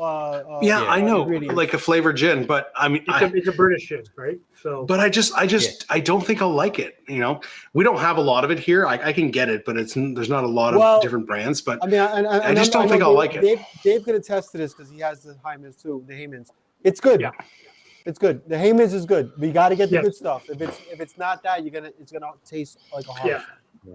See, root beer schnapps just seems like a bad idea from the start. Oh my god, root beer schnapps is a thing. I've never seen that, dude. 20 fucking years, I've never seen that. Man. That's gotta be funny. Got half a dozen because you were lucky. So Andrew, do you have what's your like a hyped up? Yeah, hyped up disappointing. I couldn't think of something in particular. Well, I could tell you what it was for you. What? It was the Campari. I'm sure No. Campari was never hyped. I think he knew what he was getting into. Though. No. And Negroni as a cocktail, everyone was saying Negroni is the best cocktail in the world. Uh-huh. And I tried real hard to like it. And I went to places that make good Negronis, that make interesting Negroni variations. And I tried, and it's just like, nah. The first Negroni. Tim, are you fucking serious, Tim? Yeah, you know what? I don't. On Tim's point, Jin's point. On Tim's point, I got a bottle of Jennifer. Is it Jennifer? Geneva? How do you pronounce it? Yeah, whatever. Probably just for you went to school. Geneva. But I finally got a bottle. It was pretty expensive. I had to buy it from out of province, so it was a little more expensive because shipping. But to me, it tastes like a pot still gin, like a gin that has a bit of that funk to it. It's got a barley base, so it's not going to taste like gin. Yeah, it's malty. Yeah, exactly. Yeah, and it's got that. But I don't find it off-putting by any means. I think it's a fine. I just think it's like any. Because I've got one of our local distilleries in Ottawa. It's OM Craft Spirits. I've used a lot of their stuff in my videos. They do pot. They're Irish. They do Irish style stuff. So they have a pot still. So they make poitín, and they make they're almost. They've been sitting on their whiskey for almost 3 years. They're ready to unveil a Canadian whiskey, but an Irish style whiskey. So it should be interesting. But anyway, so they make a gin, and because everything they make is pot still, so they make a pot still gin, and it does have that funk to it because pot still tends to have, and pot still anything tends to have that funk, right? And so when I got the Geneva, because Geneva is pot stilled, it had that same style funk. So to me, it was like any cocktail that calls for a Geneva, just use a funky gin. You'll be fine. You don't need to get that spirit per se. But funky gin is not like it's not a an light easy thing to malty find. whiskey. I guess, yeah. What's that? Do a split with a light malty whiskey or a gin that's been aged in an ex-whiskey barrel. Yeah, see, I would. Yeah, see, that's exactly. true. Yeah. I say the first one is probably easier to find. Like very easy, yeah. Vice, even a young unaged whiskey will probably work. Yep. A lot of, but I mean, a lot of local, the thing about the reason that gins and vodkas are plentiful in local distilleries is because if you're starting up a distillery and you want to make a rum or you want to make a whiskey, you have to. You start your business today, you can't sell a product for a minimum of 3 years. Yep. So You gotta do unless vodka you're and sourcing, unless you're sourcing, but then you have to write that you're sourcing, so then it's not as authentic, you know. So a lot of distilleries start up. They start making their whiskey. They're going to sell it in 3 to 5 years, but in the meantime, they got to make some money. So they make vodka, they make gin because it's so easy. You know, I mean, doesn't man, require aging. it's a perfectly sound business model. You know. Oh, for sure, and especially but that's why there's local so stuff. many vodkas. That's why there's so many vodkas and gins available because it's so easy to make. Whereas with vodka, whiskey, it's like whatever. But I tell you what, though, man, like some of your local gins, because of the whatever the botanicals they're using, could be super interesting. I mean, look what absolutely. Steve the bartender is doing. But because it doesn't require aging. Array of gins. I mean, Absolutely. Andrew, you probably tasted a bunch of them, no? Now, there's an interesting one out of Quebec called Ungava. It looks like piss, like it's piss Ungava, yellow, but it doesn't look like piss unless you have like a disease or something. No, but it's a bright yellow. It's a a bright gonorrhea, yellow. crap. It's a bright yellow, but it's out of the Quebec. It's out of flavors on Quebec. it and the botanicals are It's very, really very nice. good. I don't have a bottle anymore. I ran out of my Ungava, but it's a very You have popular it, in Dave? Canada. Do you have one? Hey, I Dave, have one. what is it? No. Dave, is it aged? That one or is doesn't just look. the That one doesn't botanicals? look yellow though. It doesn't look Is that yellow the ginger because I've one? had it so long. No, I brought this one from Ontario with me. Oh, so it's been exposed to sunlight. Nope, it was never exposed to sunlight. No, Dave, well, why is it not yellow? Dave, is it aged? No. No, it's so not what aged. happens is it's aged. They use in the bottle. they use something in one of the botanicals caused it to go yellow. Yes. So what happens is it goes very bright yellow. And the bottle that I have, unfortunately, is no longer bright yellow. The flavors are still good, but it's like other flavored gins that I've come across. If they sit long enough, because maybe it's something that you don't have a great call for. It's not oxidizing. It just the color seems to start to leach out of it for some reason. Got it. For some reason, I don't know why, and I know there's some I science. think is it saffron? I feel like, I don't know. I don't think it's saffron. It's something off the Ungava Peninsula in northern Quebec. Because I've got an old Tom gin from actually the same distillery that makes this Juniper's Wit. They make an old Tom gin, and theirs is red.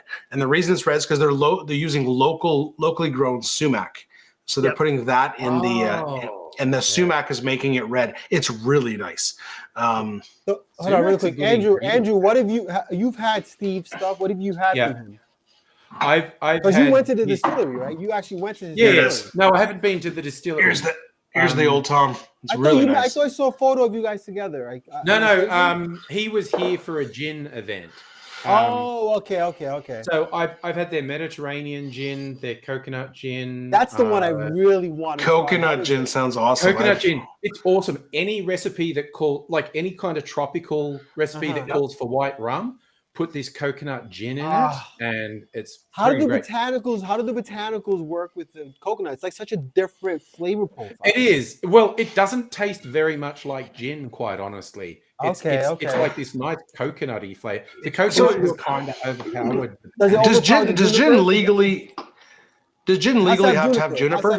Yeah, it has to have juniper. So I assume the coconut kind of overpowers the juniper then, right? Yes. Yeah. It basically but that's based on overpowers. the amount. It doesn't specify how much juniper. No, It's just got to be there. Yes.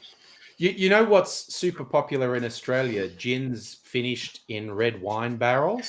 Okay. So the gin ends up red. There's a distillery called Four Pillars that got bought by one of the global companies. These lads who started. I feel like 10 I've heard of years that. ago, they got a $10 million payday each because they got bought out for $100 million by one of the big international companies. But they did it first because they're in wine country, which is about an hour away from where I live. Yeah, it's wine country. So they got some ex-Shiraz barrels and aged their gin in it. And it was just super popular. They called it Bloody Shiraz because it's so blood red. And it was so popular basically half the other gin makers went, oh shit, everyone wants red wine gin. So now everyone's got like a red wine. I think Steve has one gin. too. I thought I saw one. Like I think he. Yes, Steve has one. they have a red one. Actually, I'm gonna see what I actually have. My mom drinks like nothing but Australian Shiraz. that's her thing.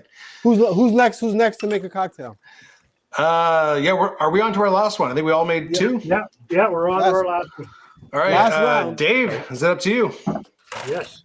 See, What are you making, we were Dave? talking about Jennifer's I substitutes. do believe I'm going to break down and have a Jack Rose. Jack Rose. Ooh, that's a good This one. That is is a actually I have not had it's- that since I found my first bottle of Applejack like 3 years ago. Yeah, it's a nice little cocktail. this is. I really like this cocktail. Yeah, It's great. Sorry, is it lime or lemon? I wrote lemon. Maybe I feel like it's lime though. I think it's lime. Yeah, I think it's lime. Are you making is lime or lemon? Now I gotta Pretty look sure it it's up. lime. You know what it is? There's the Jack Rose and there's the Jersey Girl. Yeah, well, hold on. I can figure that out for you right now. Give me 2 seconds. What grenadine are you using? I'm just going to break down and use good old roses. Roses? It's just- Roses. It is lemon. It is lemon juice, by the way. Oh, it is lemon juice, really? Yep. I thought It it was lime actually juice. says either one. You can use either one. Oh, okay. Now, and I like the lemon juice in it better, and the reason for that is it's a little softer. Right? Yeah, I can imagine. Because sometimes I find that lime will be a little sharp, if you know what I mean, Yeah. or at least it makes sense. It's the way it works, the way lime works for me, right? But one of the things I really enjoy about this is just its flavor. You get the apple, you get a little bit of the sweetness from the grenadine. I would love to. I should have made some of my own grenadine. I just, for some reason, been bothered. On what I'm trying to do is I'm trying to use up the bottle that I have, right? Because I don't waste anything. And for that, something that's really important for anybody that's home bartending. Look to the eye of wasting nothing, because if you think about that, you're going to find all different ways to use your ingredients. Like, look at Andrew. Andrew plays with everything that you could possibly play with to get yourself some interesting flavors, right?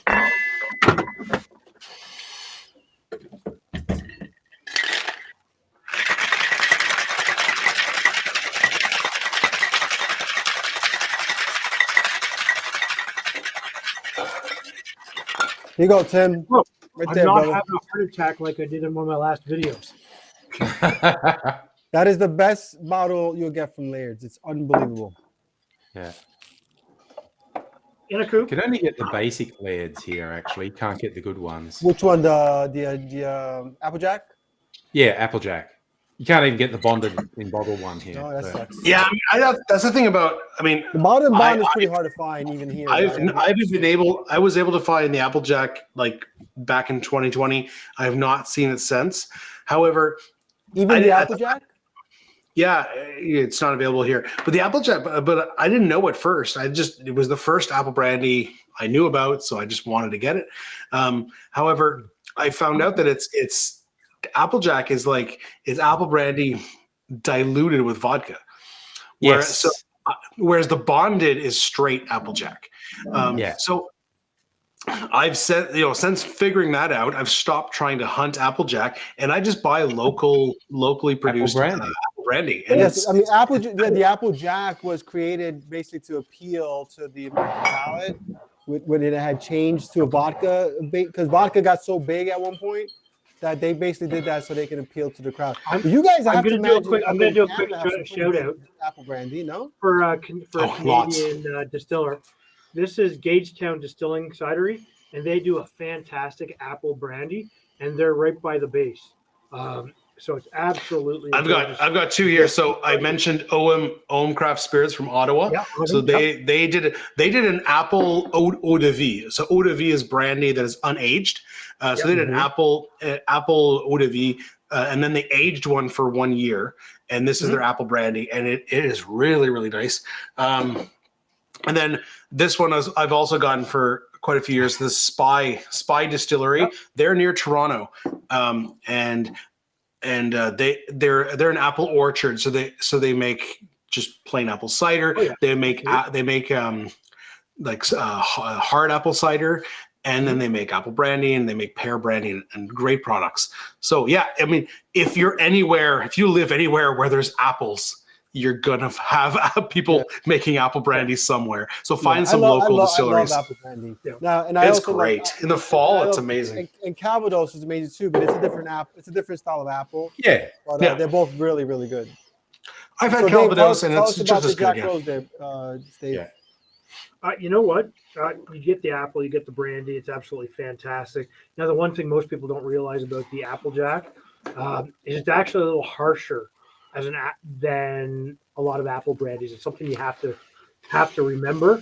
Lemon juice is right there. You get a little bit of that grenadine because you only got a half an ounce, so you're going to get that sweetness in there that just sort of cuts it. It's a good cocktail. It's nice. It's clean. It's simple. It's refreshing. And you know what? So I would say to our sorry, go ahead. No, Go ahead, okay. Dave. Just if you're going to try an apple brandy cocktail, this is definitely worth trying, right? Absolutely. Yep, Yeah, and to this comment here, as I mentioned, Applejack, it's universally known, but like I mentioned, it's the straight out the generic Applejack is actually diluted with vodka. The straight bonded one, which is like only available in the States, it seems, is pure apple brandy, and that one's much better. So I would say in Quebec you can get Applejack, but I'm sure you can find a lot of local apple brandies. Try them out; they're probably great. So Rob, just for a little clarity though, Applejack is not always the blend. Yes. That's called Applejack blended some shit. There's also That's the stuff that we had. There's Okay. There's Applejack brandy, like the actual. So it's pure brand. It's just not bonded, right? It's pure. It's not bonded, Okay. exactly. So this the is one a- that I was able to get for a little while, not anymore, but the one that you see in most was the places blended. is the blend. But Blend. if you go to the actual distillery, you can get. They have like 10 different versions actually of the Applejacks. Yeah. And That's- the bottle and bond is the one you might see too in stores. But at the distillery, you can find actual Applejack, which is yeah, made so- like the old style. So to spin and manip. So yeah, I'm sure in Quebec there's probably many distilleries. I mean, obviously you got to try them out. Some you might not like as much as others, but yeah. I'm sure local orchards that make apple brandy, they're going to be probably fantastic. Yeah, Biggest for sure. thing So you can give do it a try. is first support your local distilleries, right? Absolutely. Because you're going to get And a some lot- interesting flavors. You support them. They pay their local Yeah. employees. Yep. You get to try new things that are fantastic. You can go anywhere and get something like Courvoisier, but Courvoisier. Or Dave, Lo- to jump on your point, even if it's not your local distillery, if it's Yeah. if it's just a local distillery while you're on Yeah, vacation. absolutely. Like, so whenever I take a road trip somewhere, I always try to pick up a bottle from somewhere. Yeah. Absolutely. Also, Absolutely. the name Support the will cultures. trip people up, right? The name will trip people up because you'll see a lot of cocktails like the Jack Rose, because it's called Jack Rose. It specifically calls for Apple Jack. But you can use any apple brandy. You can use Calvados. You can use a local Calvados apple is brandy. fantastic. Oh yeah. Yeah. Absolutely. Yeah, speaking of local stuff, and that's not from where I am. I'm actually my next cocktail. I'm making the South Side, and for this I need gin, and I'm actually going to use this fucking awesome looking bottle of gin that Iceman sent me from Revivalist. Dude, the cap is a hose like knob. It's pure That's metal. hilarious. That's amazing. So I want cool, it. right? Look at that. I love this. This is a really That's awesome wild. bottle. Really cool. And the gin is really, really delicious too. Shout out I to love unique bottles. Yeah. With And that you get a lot one from the exception. local- Is that With what? one exception, the worst bottle is Chambord. Stop it. The little round one. You- but it's unique. You are know? ruining everyone's liquor shelf look with at your this. stupid round bottle. Hey, it's beautiful and round. And here I am trying to. Hey, I'd Chambord, rather have that on my shelf than one of those What? tall ass like Galliano. Galliano. I was about to say Galliano. True. That's a fucking pain in the ass. I mean, What the for hell me, shelf does Galliano fit on? I can only get the 375 Galliano, so it's not that bad. I've heard the other ones. That's even, the one I have, like, but I can get the big one. So when I measured, because I built my shelves recently, when I measured my shelves, I used the Luxardo Maraschino as because that's my tallest bottle. I use that as my baseline. I'm like, if that fits, everything else will fit. That's not the tallest bottle I have. But apparently the large, the 750 Galliano is taller than the Maraschino. It's such a but cool, I don't have that one. I The only got the Maraschino 375. bottle at least looks cool, though. I love the straw basket. It does look cool. It does have a But cool you look. know exactly what you're looking at when you see it, and that is smart marketing in some ways, right? Because Another annoying one. I mean, back to the bar and go, this is one of my favorite rums, but it's such an annoying bottle to have on the shelf because it takes up so much room. Yeah, yeah. But you know what? I've yet to replace mine. Because that one's almost empty. I've also got this one I mainly sip on, but I've got a Eldorado Madeira cask, so it's aged in Madeira So wine. what is everybody's oddball bottle? So when I say oddball bottle, I mean strange shaped bottle that really makes you kind of go, really? Chambord. Chambord is the stupidest bottle. I hate it. You know what's a weird shaped bottle, but I love this stuff? Is the Angel's Envy bottle, man. This Angel's Envy. Angel's Envy is beautiful. It's beautiful. I mean, it is gorgeous and it is delicious, but the bottle. Dude, I bought the rye back in June. I still haven't opened it. Rob, are you serious? Can you crack that open tonight? Come on, bro. All right, you want me to do it right now? Oh yeah, it's delicious, bro. Let's do it. Yeah. Two weird whiskey bottles. This one's from a local distiller that specializes in rye, and they I use also I have square the bourbon. The bourbon's great. and this one's just weirdly tall. Oh yeah, wait. Tim is right. This is my weirdest bottle. Which one? Old Monk. Oh yes, that's pretty wrong. cool. This is some weird ass shit, dude. But at least it's not obtrusive on your shelf, though. Well, it's also yeah. not very good. I guess the old Crystal Head vodka. Yeah, Crystal Head. There you go. Yeah. That's pretty cool. If you want a bottle that you can brain somebody to death with, They're cool bottles, though. Really. the Wiser's bottle they did for their aged lineup. Like, I love the bottle. It's a big square bottle. Absolutely fantastic. I love a square I love bottle. the spirit. But it's even when I look at some of the others that are close, they're not quite the same size or shape or something. It's just, and I'm not talking about weird wacky packages like the horrendously expensive tequilas or stuff like that, but something that just catches your eye and you know exactly what it is when you're looking at it, right? Yeah, that's a good bottle like Amaretto is this bottle is unlike. I like anything. that bottle. It's not also- obtrusive. It looks nice. Oh yeah, Frangelico. But I it's mean, that's unique. got to Yeah. be one of the most. The Mrs. Buttersworth bottle Yep. is.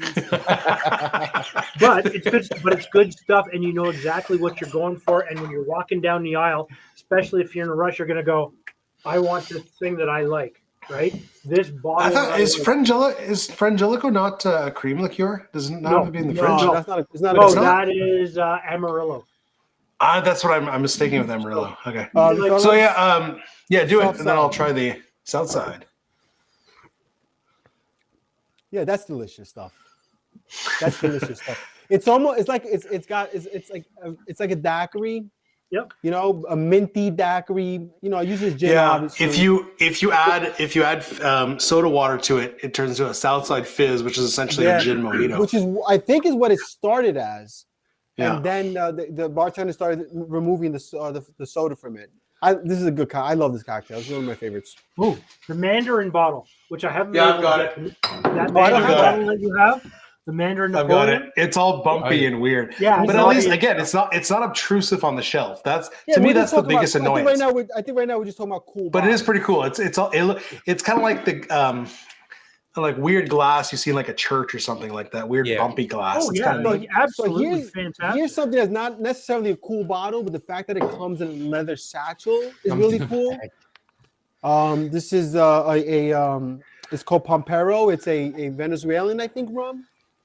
Is it Venezuela? Well, it's like all the plantation rums that have that little Yeah, it's like, Venezuelan rum. string Such a around it cool or little whatever. bottle, and it's the it's embossed and everything like that. Oh, that's Hey, pretty It's a cool. really cool. You know what that reminds me of?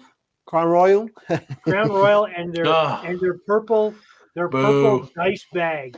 Every D&D player has one of those for their dice. Let me tell you something. Be honest. So when Dave, when I did I events, like me some D&D. Dave, when I did events and we'd have to order cases of Crown Royal for a certain client that was their Yep. whiskey, man, the bartenders used to love those bags, man. They used to all take them home with them. So, this is a local gin from Reed's Distillery in Toronto, and I got their Navy Strength gin because I was looking for a Navy Strength. But it's again just a weird, like it's a big cube, Chunky bottle. big chunky bottle. Yeah. So Dave, that's what I mean, Rob. That's cool because my bottle is similar. Look, this is speaking of vinegar. This is a Boomsa, and look, very similar bottle, very diamond-y. Yeah. So All right, what I'm did gonna everyone say? What did everyone say is their favorite bottle? What's your favorite looking Favorite bottle bottle. that you own? this one again. We're looking at weird ones. Let me find my favorite one. Yeah, like what's your favorite bottle? Period. That you just love how it looks. I don't know if it's my favorite, but I do love the Four Roses single barrel. That's a beautiful bottle. Yeah. And I love the cork too. The cork is just this nice big wooden chunk. I gotta tell you, I really love this, man. That cap is incredible. The fact that it's steel, it's metal, it's steel. Yeah. There's a screw in it, and then the bottle has got this beautiful frosty finish to it. This is awesome. Look at this thing. This is awesome. You know, All right, I'm gonna crack open this Angel's Envy rye finished in Caribbean casks. Cocktail. But you know what?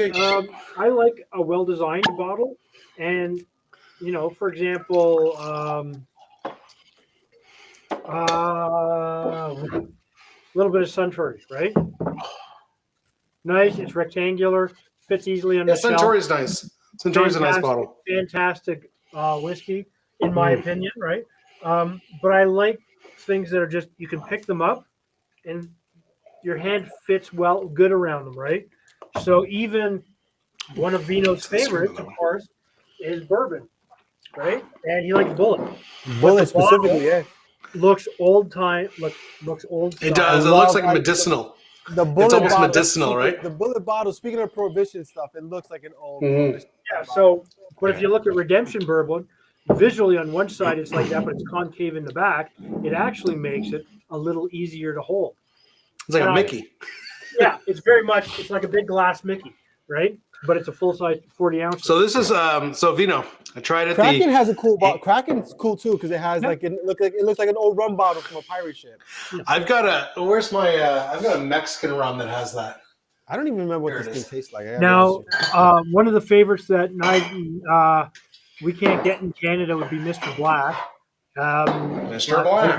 Look at Mr. Little Black. I got one of those Yes. little bottles. This is my Mexican rum, El Ron Prohibido, and it's got the little handle Look on at it. that. Oh yeah, just like the Kraken. That's cool. You're right about Spirit of York. Those are really good. That is something I wish I could get my hands on up here. But So, I can't. little aside here. So this Angel's Envy rye. Oh, you cracked it. I cracked it open. Yeah. So I'm a huge fan, and I know Vino, you're a huge fan of whiskeys aged in Caribbean rum casks. Mm-hmm. So you get like amazing tropical notes and brown sugar on the nose, and then it is a 50%. So it is pretty. It's kind of peppery and spicy on the palate, but then it has that bite because it's 50%. This is nice. Yeah. You had it. You already said that. Oh, I did. Yeah. what's the This mash? is Do you know does it have you have to know the mash bill on it? the mash bill. Does it say it on it? I don't. Would it say on it? Probably, it might not say it on it. No. No. No. I was just going to say in the chat, Deanna was asking for suggestions for a black drink. Just get a dark rum, like Gosling's. What do you mean? Black Seal Where's or the? something.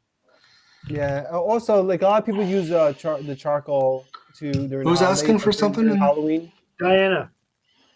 Where am I saying? Where's Diana? It's back. Deanna, they've been saying a couple of things about Oh yes. has to make a black drink. If you like black rum, Gosling's rum is dark. There's actually a couple. Some that'll use a little bit of a dye. Kraken. They all use artificial color. Kraken, dark rum, Goslings, or whatever. Myers. Myers is probably like one of the darkest rums. Yeah. Hey, Rob. All right, guys. you need to So make this a is cocktail. Yes, I'll make my cocktail. before we start calling it, we got to do our shot of something. Well, I haven't made my last cocktail. Oh, you didn't make your cocktail yet? I haven't made my last cococktail. Oh, Make man, the last great, cocktail. brother. All right, let's make I the thought last I cocktail. thought we were done. I'm making the French 75. Oh, that's a bad. All right. Ah, Okay, What so else? this is You know another that- great pro. What's You that? know that Go that's ahead. the only prohibition cocktail invented in the United States? Is it really? Yes. Well then, And you should go for Jeffrey Morgenthaler's version of it. what's his version? Now, what he does is he uses he serves it over cracked ice. Oh, interesting. I love Jeff. Man, he's the bomb. Yeah. Nah, I'm gonna do it in a. I like in a champagne. I like in a flute. Something about a flute. I like. Rob, you would appreciate this, Rob. So I took What's that? Jeffrey Morgenthaler's advice, and I'm using the cheese slicer for my citrus. Yeah. Oh, interesting. Fantastic. This thing is absolutely amazing. Yep. It's So, okay. the And you perfect don't cut your fingers consistent off. citrus. Yeah, and it's a perfect consistent. Oh yes, I slice. saw that. Okay, I'm gonna have to Yep. try that. Because it doesn't bruise it or something. Well, Was no, that- it's the way it cuts it. It's the way it cuts it. Yeah, I You mean, get- it just you- does you it get so well. that You cut won't cut that's your always fingers off. exactly as consistent. All right. So the idea here is, I mean, if I'm making these on like New Year's Eve or whatever, and I'm in a hurry and I'm making lots of them, I'll most likely just build it in the champagne flute. But you really should shake the first three ingredients because you're serving it without ice in a flute, and your champagne hopefully is cold, but you want it to be nice and cold. So shaking is definitely a plus. So Rob Ballas told his was it Billy Mays? Is it Billy Mays? But wait, there's more. Well, wait, there's more. For $9.99, you too can have a Rob shaken cocktail. But for Exactly. the additional $9.99, Vino will tell you how it's made. And for that extra $9.99, David will smile while Rob is shaking. All right, so we pour That dude the got done, man. cocktail in. So we had an ounce and a half. I usually, when I make this, I usually just do an ounce. I do an ounce and then half ounce, but I got the specs online. Ounce and a half of gin, 3/4 of lemon and simple. And then I actually bought some little tiny bottles of champagne because they were half price. Because I guess they were left over from New Year's. New Year's Eve, yeah. But actual French champagne. I'm not We don't get that. cheaping out and using Prosecco. You know Hey, what? Prosecco's delicious. Nothing wrong There's with nothing wrong with It's a little Prosecco. bit sweeter, I too. love Prosecco. It is a little. There's nothing wrong with champagne. You know With what's Prosecco. really good too? Cava, Spanish. Cava, stuff. yeah, Cava's Yeah, sweet. It's probably the sweetest. That No, stuff's but- amazing. But it's slightly dry. I like the Spanish cava, the one you can get. Oh the god, Frisiané, no.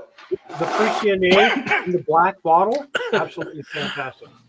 I'm gonna forego. Usually, I do a long lemon. Like you get the long lemon I think- peel. I think we're good. You twist it around. You twist it around like a straw, so it has that little coil. You drop that in, and it looks really cool. I'm not gonna do that right now, but there it is, the French 75. I had a bunch of these at New Year's New Year's Eve this year. It's a great. So, Ed- Who did that? So, I think Andrew, it's you would- I what think it's black you would make the cocktail French 75, would you Rob. drink? What's that? Make? See, my problem with Deanna's saying they don't want dark rum. Who the hell's making your life so difficult? Like, I want a black drink, but not charcoal and not dark rum. How about, kiss my ass? It'd be Well, like, actually, since light, the way that light works, right? It's light bounces off of things, and then certain lights are bounced back, and then it goes into your eyes and the receptors. Blah blah blah. So my point: if you just turn off the lights, all drinks are black. Okay, I thought you were going to say stab their eyes out for being so annoying. That works too. Oh, yeah. But if you turn off the Black- lights, all drinks are black.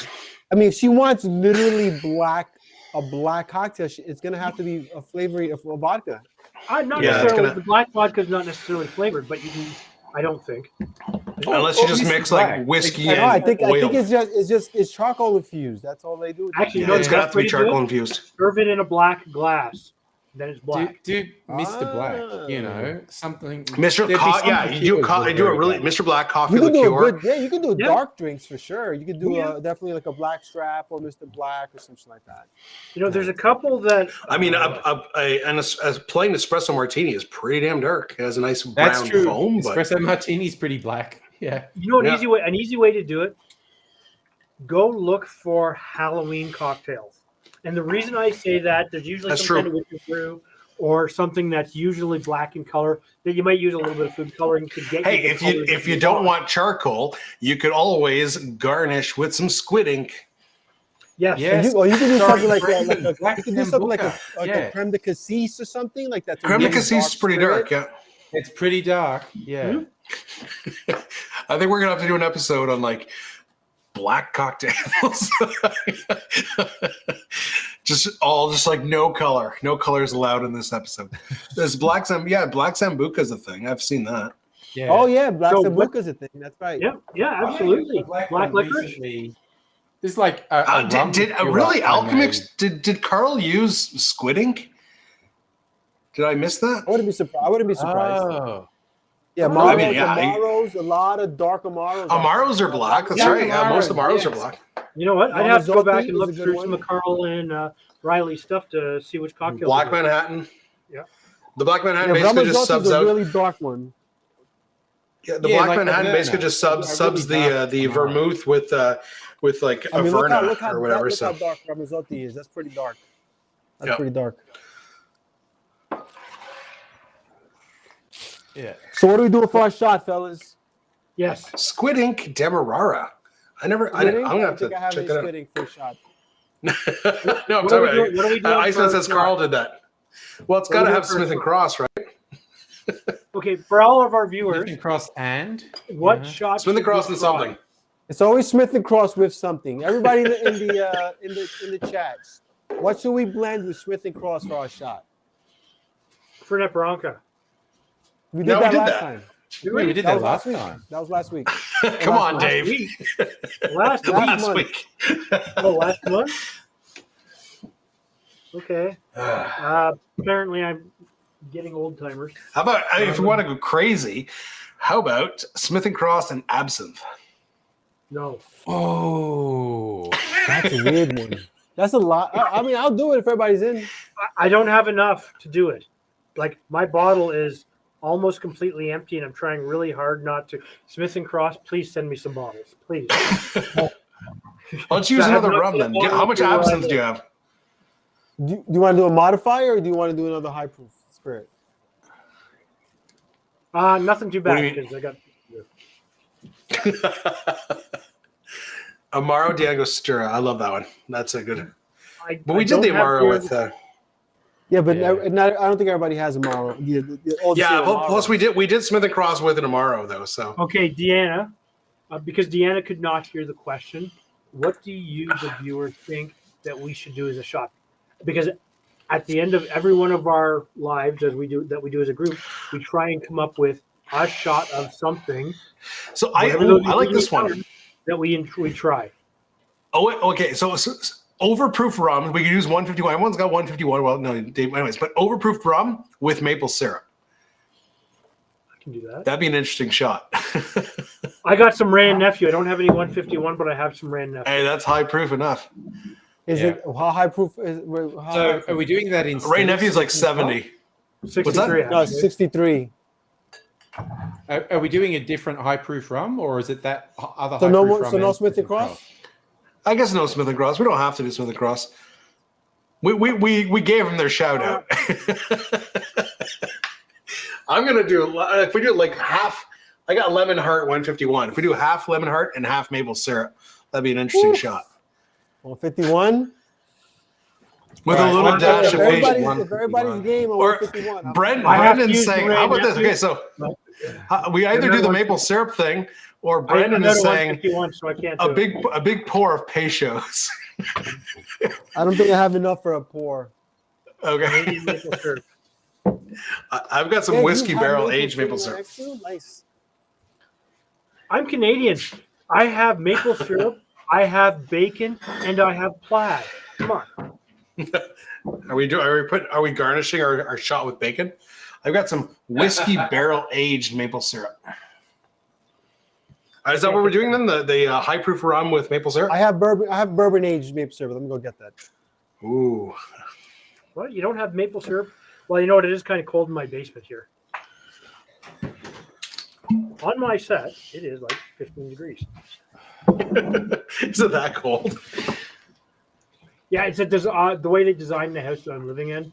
There's a cold air intake, but it doesn't go directly into the furnace. What it does is it kind of opens in a little filtered ball, like canister, that just drops cold air in here.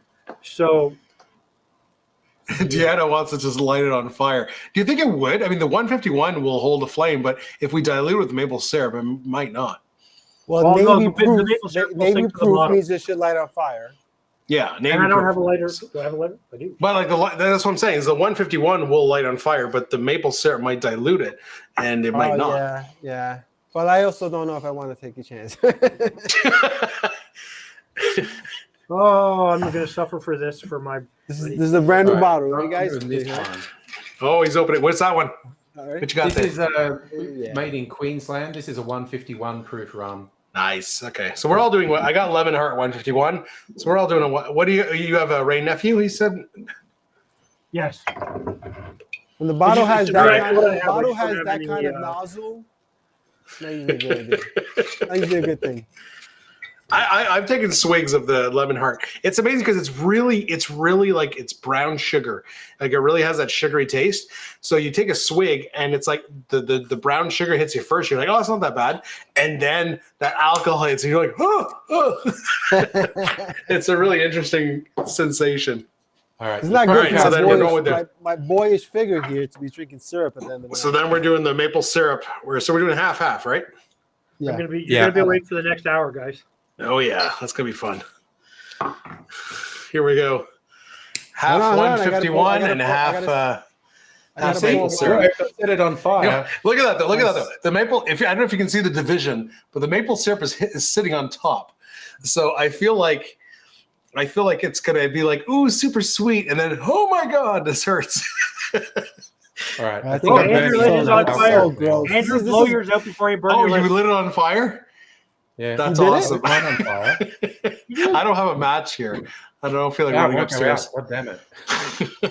Hold on, let me see Andrew if I can't have drink fire. it Let me now see if I because have a it's- thing. Oh, I don't have a lighter here. Mine I'm won't gonna have light. to go try. Let me go try. Mine won't light because I've mixed it very well. While we have this interlude, you should thumbs up and like this video on everybody's All channel. right, I'm on And if fire. you're not subscribed to anybody here, make sure you subscribe because every single person loves to have you here. Absolutely. Oh yes, Deanna's doing the cinnamon thing over the top. Oh. I love. Fire! I should have done that. It's too late now, but I should have done Yeah, that. the right, problem I is you got- might I not. got- I found a Yeah, torch. You should be able to see that actually. The problem though is that I feel like my maple syrup is sitting on top. It's not. Trust me. My drop. There's no Okay. way it's not the same viscosity. But it also has to do with temperature Right, too. Oh yeah, there's a bit of a flame there. There we go. Yeah, I have. You yeah, see You're that? going Yeah. to blow yours out because it's gonna burn your stash hairs. You ready, guys? Yep. Plancha. To everyone that joined Cheers. us tonight, thank you so much. Cheers. It's lunch, guys. Oh, Ooh, my glass is too hot. I had to burn it. Ooh. that is Oh, that was good though. That was a good shot. That was like it's strong but also very sweet. Oh. yeah. Oh. I like that.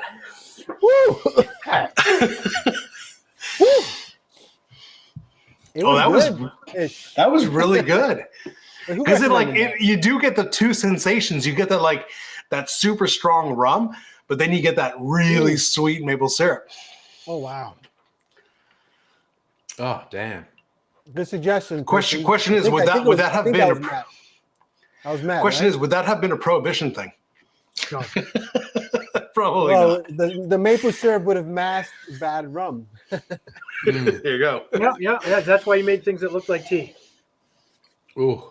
Oh wow. So, Glad Vino, do you something. want to close it out for us?